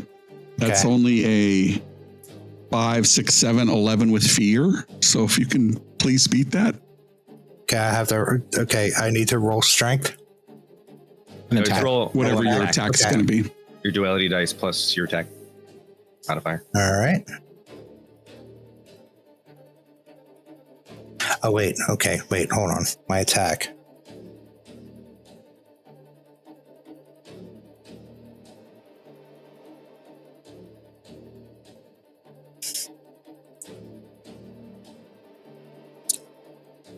How about a 19 with hope? Would that work? 19 with hope will land. Take your hope. Nice. All right. So it's a D8, 2D8 plus 4 plus 2D6. Hello. Yeah, so you both roll your attack damage, and then you add it together.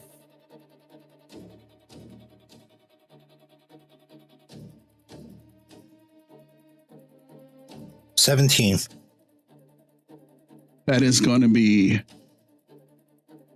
12 for me. I rolled 1s on my D6s, unfortunately. But I hit him with my devouring dagger, and so it must mark a stress. So 29 altogether and mark a stress.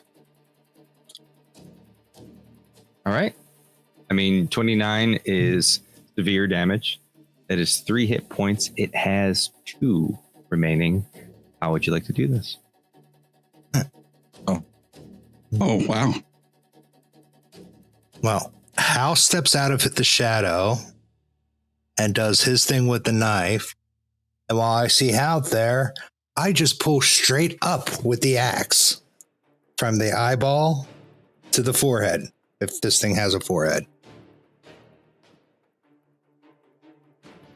And then once Hal does, you did 2 attacks, right? A knife and something else? 1 attack with sneak attack. Oh, okay. I just swing the thing back. I just swing the axe around and come right back down to that center eyeball. Actually, no, I don't do that. I just swing the axe around like doing a really fancy flourish and take all the eye stalks off. Nice. So as you're swinging your axe around and all the eye stalks come off, you hear this like sound from it as it just falls onto the ground. And I try to stick the superhero landing, but it's probably slimy. It's a little slick, so be careful. Okay. Do you want me to do an agility check? No, it's okay. Okay. All right. Great job. You have officially, I got to figure out how to, actually, we can just pan away from this shot. I'm like, I have to figure out how to get Throg off of this gobstalker. Is there a crystal?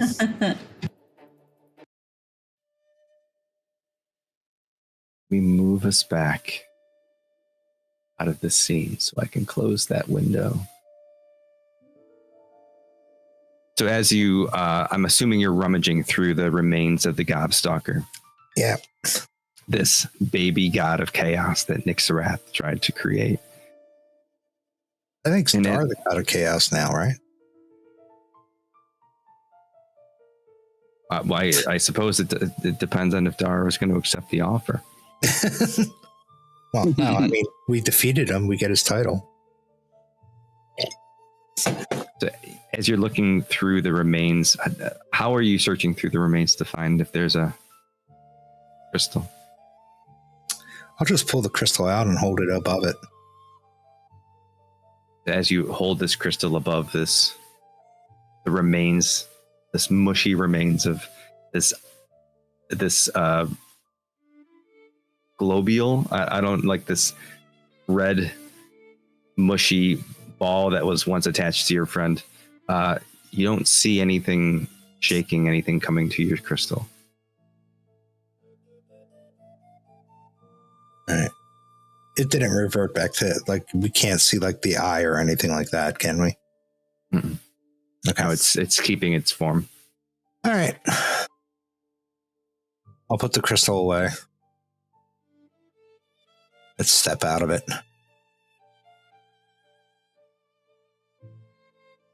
Shake the guts off my axe. Echo goes to get the wheelbarrow. sorry. No, you're good. You know, Okay. to put Elmd in. Let me stop sharing so you can see each other. That's the thing I did not do last time. That better? Yes, now I can see him reacting in time. Okay. So as you go, you get the wheelbarrow and you try to get Elmd into the wheelbarrow. Elm is very weak. They're not really saying much. They're reaching their hand out as they're injured and resting it on the side of the wheelbarrow, putting their head down as they have this big gaping wound in their face.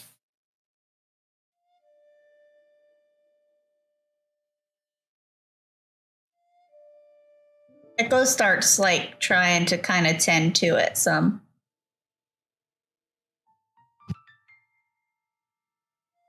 I know that doesn't actually work like in game, but you know what I mean. I will pull the health potion out of my bag and hand it to Echo since he's hovering.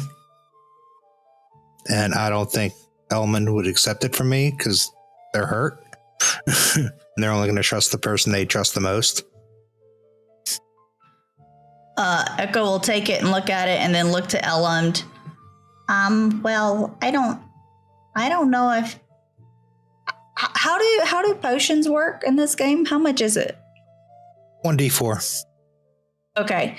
I don't know if like Elmd really needs that much. I think Elmd might just be kind of weak from like having to be stayed up, you know, and I don't think they need this much. He ripped out her eye. That's called be some kind but of it's damage. not going to grow it back. Oh, cure the wound. I don't know. You're more familiar with them than I am. I was just trying to help. Echo will kind of lean in front of Elm's face, even though Elm could still see Echo wherever they were, wherever he was, and just say, Elm, are you just a little bit hurt, or are you a lot of bit hurt? And just like, you know, are you tired? No response. Oh no! Bored in the mouth. Now just take in mind that this big being shoved its hand into their face. Yeah. It was definitely not like a surgical. Yeah, okay. We'll give Ellum the potion then. Echo will help Ellum drink it.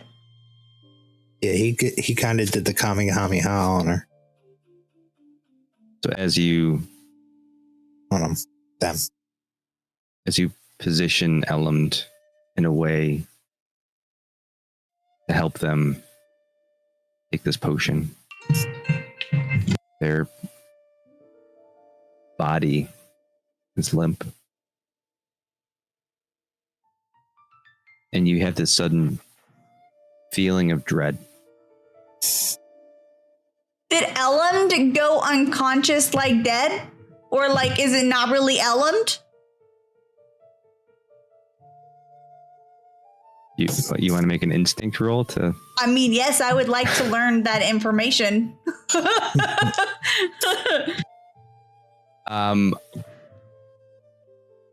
Yeah, you can go ahead and make an instinct roll. Well, I try to figure out how fungal physiology works.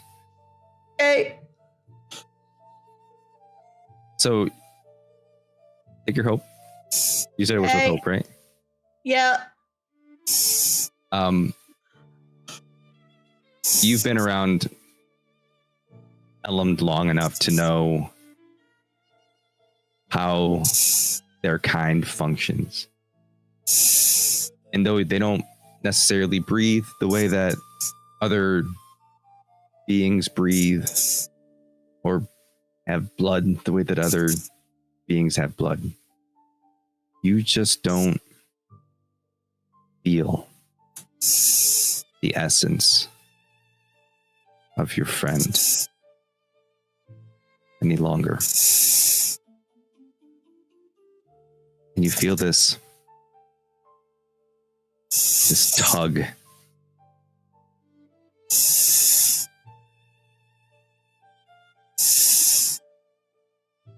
You feel this burning, this intense pull from your shoulder.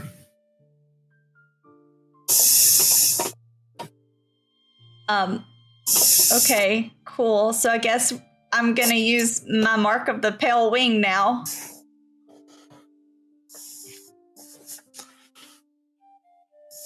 Could you let us know what your mark does for you? Yes. Basically, I spend 3 hope, and I will roll my duality dice to determine whether it's with hope or with fear. If it's with hope, whenever an ally falls to 0 hit points, I can offer them mercy if they choose to risk it all. And if they accept, then their hope die becomes a d20 for a death move. If it's fear, then I disappear from this realm until the end of the scene. And when I return, I have no recollection of my time away. So, Sage isn't here to make this decision. Yep. That is correct. Sage is not here to make this decision. So is this where we're starting next time? No. Are we stopping? Okay, thank goodness. No, we're going to make some decisions on Sage's behalf. You're all going to make some decisions on Sage's behalf. Okay. By y'all, that's Phoenix. Hey, I preemptively apologized to them, so I didn't say why. What are the different death moves you can do again? Because we haven't talked about this since session 0. Yep. So you can or just avoid death. You fall unconscious. You can't take any. You You can't take any damage at that point, but you have to roll to see if you get a narrative scar, which is the loss of a hope, not A hope slot. not a hit point. Then you can risk it all, and you can go out in a blaze of glory. It's the last one. Your one final action that is a automatic critical success.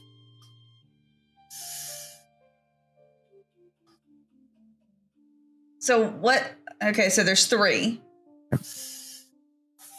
What does the risk it all do? Like, what's the? You roll a hope and a fear die. If you roll with hope, you survive. If you roll with fear, you know. Okay, so I guess that the risk it all seems like the safest thing to do, because like otherwise we would make it to where, well, not safest. We have to decide whether Sage's character forever loses a hope slot or could die. That's what we have to decide, and y'all want me to choose this for Sage? Can we vote? You could do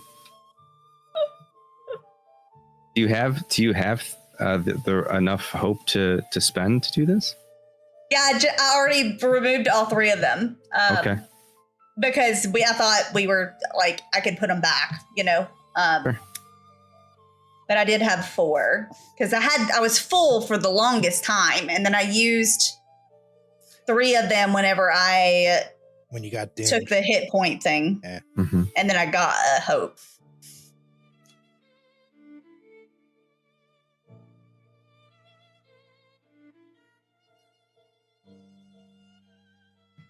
Y'all, Sage is my friend. I can't fully make this decision. I either cripple their character. What is the roll for losing the hope again? The scar. How does that work again? I can't remember. The narrative. Oh, hold up. I just had it up. The narrative scar is avoid death after a long rest. Yeah. So if you roll your hope die, if it's equal or less than your level, so we're at 3, you cross out one of your hope slots and you gain a narrative scar. So that's 1 through 3 to lose a hope for on a D12. A D12, yep. That's pretty good odds for not losing the hope versus the chance of death. Mm-hmm. Yeah, versus So- basically you die, but you go out in a blaze of glory, which right now there's no narrative. No. Make it a blaze of glory. I would vote for the just going unconscious, getting the scar, or chance of getting the scar. So if we just go unconscious, then We'll be back after the next it's rest. either automatically Sage's character survives. It's just there's a small chance that Element will be hopeless a little bit. I would rather do that. Princess Fairy says, I would do hope thing. I I do don't want to not risk another player's character's life. I'm gonna put my 3 hope back. And we're gonna roll to hopefully not have Sage lose a hope, but Sage's character survives. Everybody Okay. good with that? Yeah? Yep. Am I rolling this? Yep. Yeah. Okay. So I rolled just a hope dice. And I want it to be 4 or higher. Okay. Sage, I am sorry in advance if this does not go in onto our favor, okay? I love Did it. you. Okay. I didn't do anything. No. It's a 9! Do you want to see it? I Oh, can tell it's a 9 just by how you're acting. I can feel my energy like leaving my hands. Okay, we're good. I'm a little nauseous. Want me to describe the food again? Now it's got eyeball guts all over it. All right, so tell me how you stabilize Elmd, get them set up while they're unconscious. I'm actually a little lightheaded from that. Hold on just a second. I'm sorry.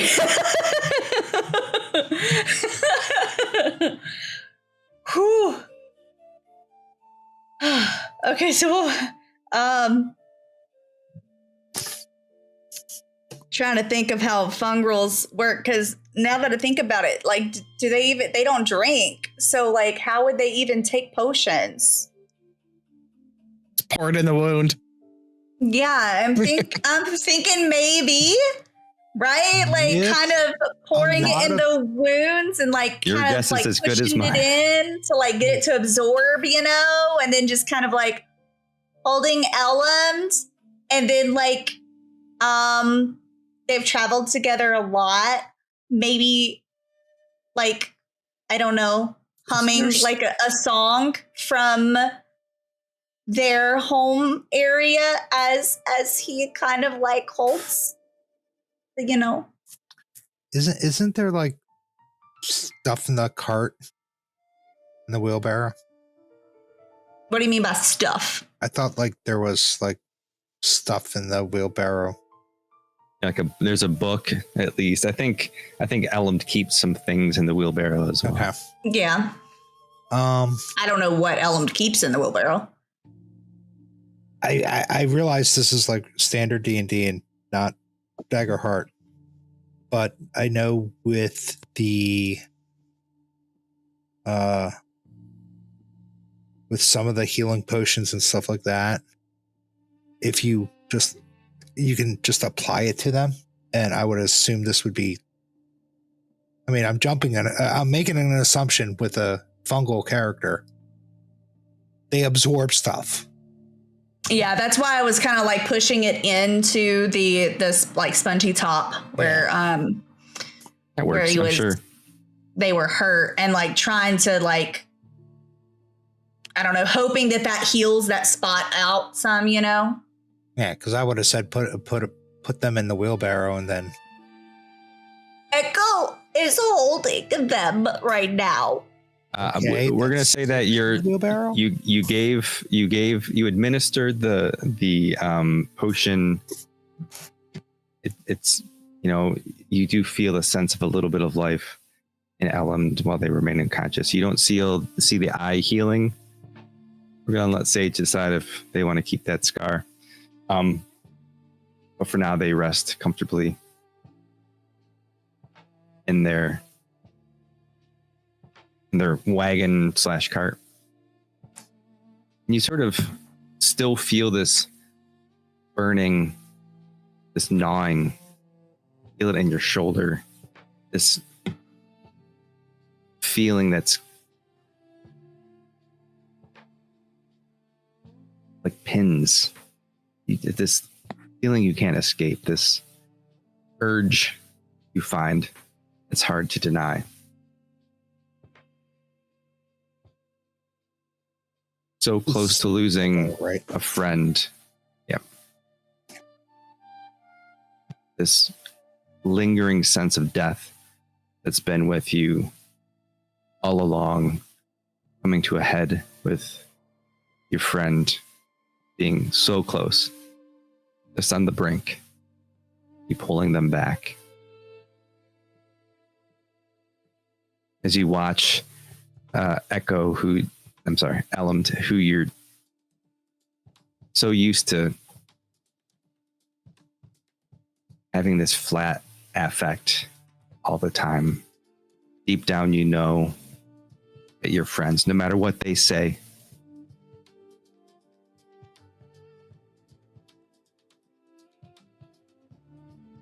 You said it's full. The room's full of statues, like broken statues. Yeah, Any they of were them like look like praying or Oleg? something, right? make a perception check. I'm sorry, make an instinct roll to perceive. What you meant. One of these times. One of these times. We're halfway through. You'll get it by the end of this mini series. I think I've gotten it wrong more today than any other time. True. So do I still need to roll to get rid of that fear thing? I can't remember. You're gonna love this. No, I think it died with the Gobstopper. Okay. Yeah. I think the only thing that didn't specifically say that it died with the Gobstopper was Hal's thing that he already got rid of. So 20 with fear. 20 with fear. Boop. No. You know, as you look through, you see most of these broken figures seem like noble elves. People who would probably live in the palace. You see a lot of what you assume are like maybe servants, guards. You see plenty of guards. Those who were kneeling at the dais seemed like they were maybe lesser nobles. Those around the perimeter seemed like they were guards. Most of them are shattered at this point. You can't really see the posturing, but you can make out some of the detail work of the clothes. So translated to orc, nobles and guards. I want to be able to tell lesser noble to higher noble.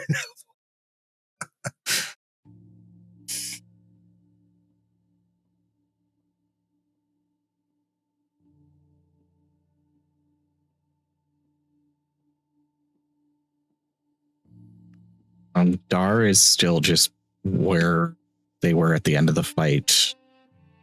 Just watching.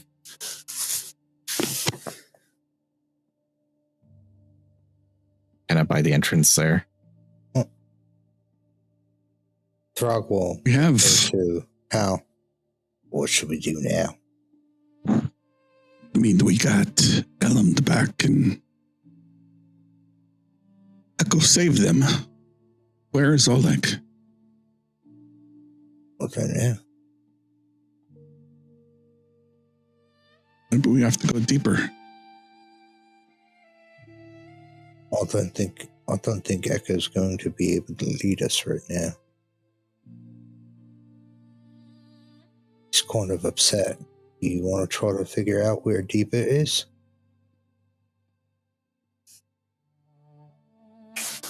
I'm assuming Echo can hear this.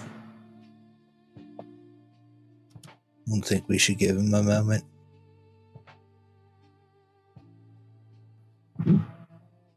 Yeah, we can take some time.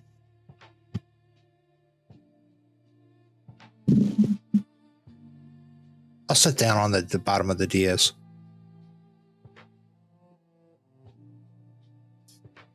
As you sit and wait, I want to let chat know that you can type !raffle to get in on the giveaway for the. You can have one of your very own group action roll hoodies. It has it nicely embroidered. Hop in on it now. Yeah, you all can do it too. Oh. Really? Yeah. Not you. Just no. I'm kidding. We're gonna let it run for a bit as we start to wind the session down and end it. Are we spelling raffle right?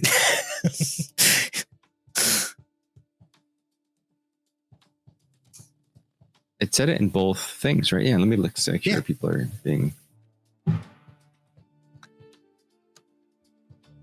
Yeah, Streamlabs, use raffle.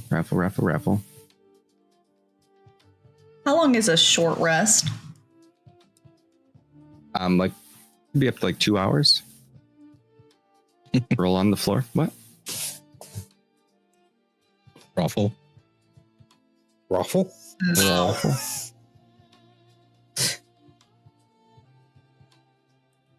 Don't think that's appropriate, Alan.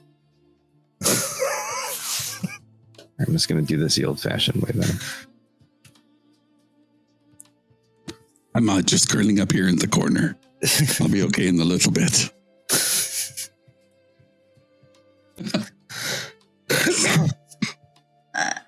I mean, Side note, considering a decent amount of us took some good old hits during that, it might not be a bad idea to take a short rest. Honestly, you're not wrong. I know, right? Like, both of us got hit with doom. I mean, I'm sure that Echo could tell that you're kind of a little rough, you know? It's kind of why I just sat down on the DS. Yeah. Who's got the least amount of hope? I got Uno.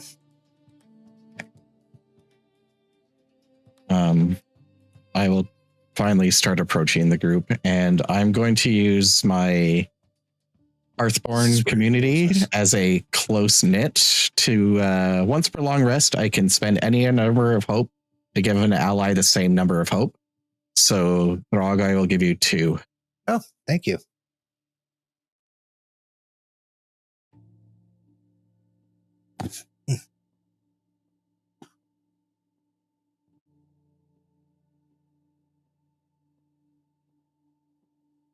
Y'all, that actually made me nauseous. Like, I think I'm just now recovering from Which part? from having to decide Sage's character's fates. Because all y'all were like, Phoenix gets to decide. It's up to you. I don't know why it's like that in every campaign I'm in. It's like, oh, Phoenix gets to decide what happens to this person. Okay. You're the best human. Aww. You're the best of us. I'm a fairy, though. Mm-hmm. I said the best of us. True. Oh, man. So I guess we will attempt to take a short rest, though. Yeah. Okay. Yeah, I think so. All right. Go ahead and take your actions. Okay. Is there anything here that's worth looking around for? Darr, what did your magic eyes see? Did I notice anything glowy? There isn't much in this room.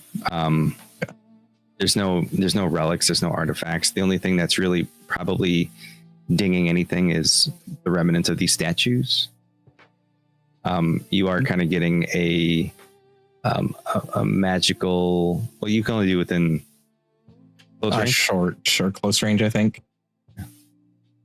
There's nothing that Close you're range. getting from the vicinity that's giving you magic vibes. Is for the short rest, is anybody doing prepare Nope. to get I hope? can. Just curious, because I'm just for doubling up, but it's okay if nobody I can do else. prepare. Yeah, I I'm was trying available to- because I can't do clear stress twice, correct? It's one. Just one. So yeah, we can prepare. Yeah. Okay, I will prepare as well. Get those 2 back. And then clear my stress. Ghost. Oh yeah, Can I I- get to do a long rest action for one of mine Nice. because I'm a robot.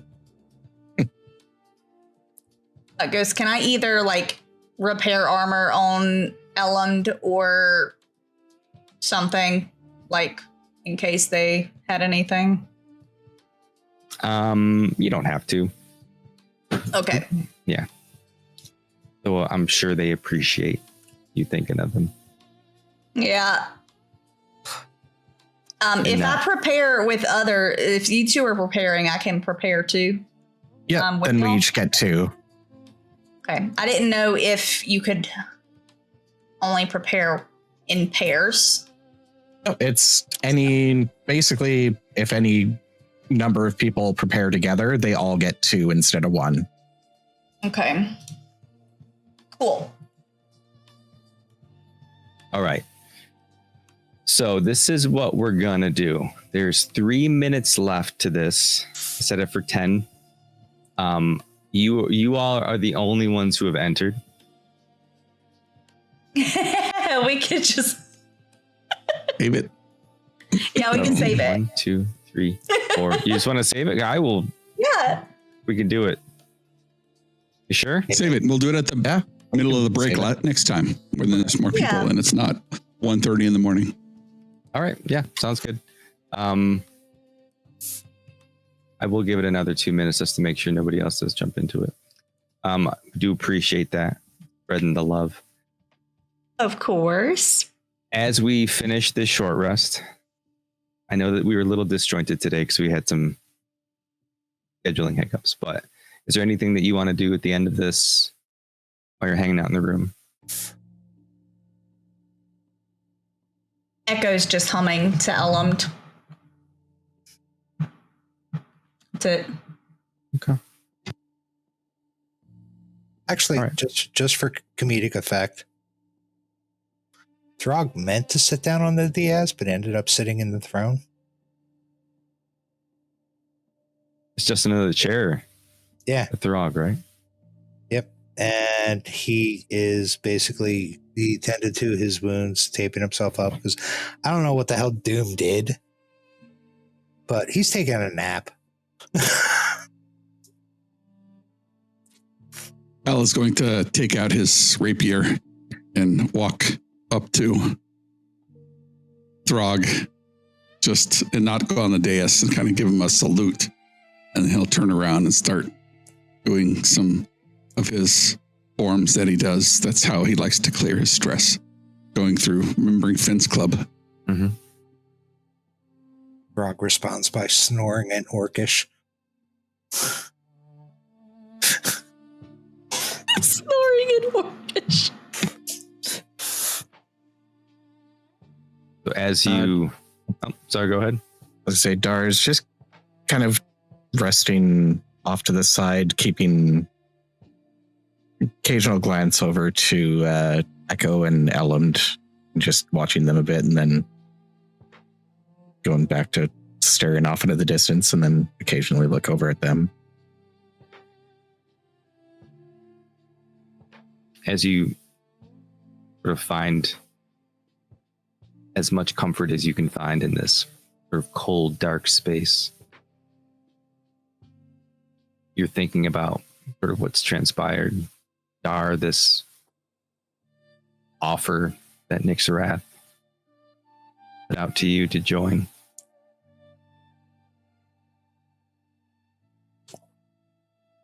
Thinking about your friend, Oleg, who just up and disappeared. Your friend Elumd, who was taken in the middle of the night.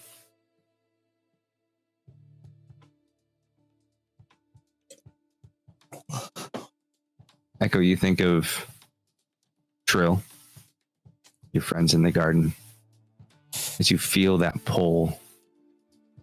It reminds you that you're so close to home.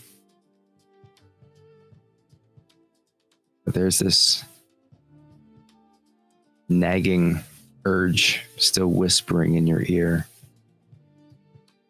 This feeling of dread that you just can't overcome.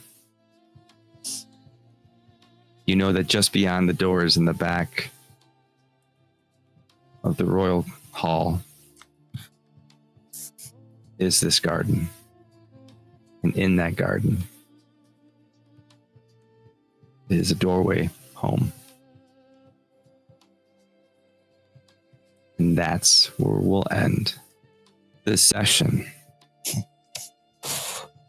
All right, thank you all for hanging out. I know there's still a few of you on both of the platform. Actually, I have no idea what's going over on TikTok. If you're watching on TikTok, I'm sorry, I can't see you. I can't see anything.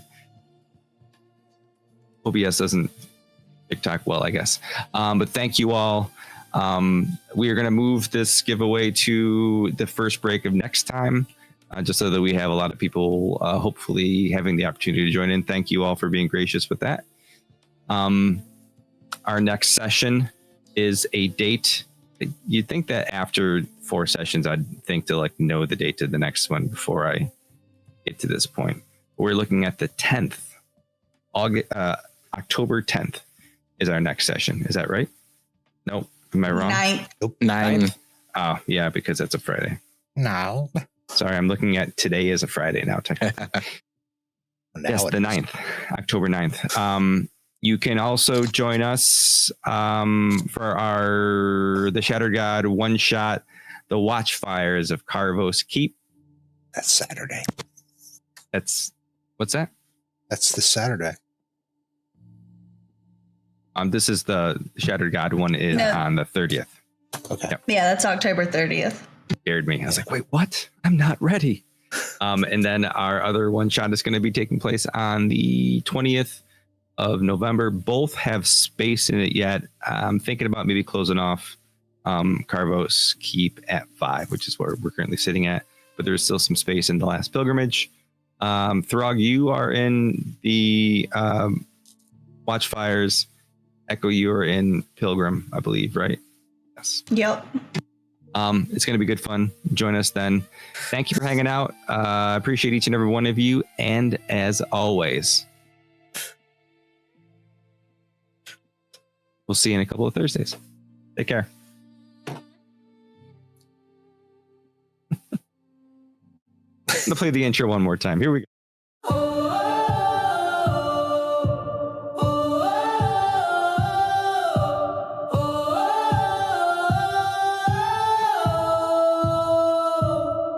There's a crack in the sky where the stars used to be, and the prayers that we whispered now fall at our feet. What we thought was eternal was only a spark. Now the gods are just echoes that fade in the dark. But I still hear a voice like a fire in the rain, saying, go on, remember, don't let this be in vain. We were born from the ashes, we rise from the pain, carving names into silence, rewriting the flame. If the heavens are breaking, then we'll stand where they fell. We are more than their echoes. We are the story we tell.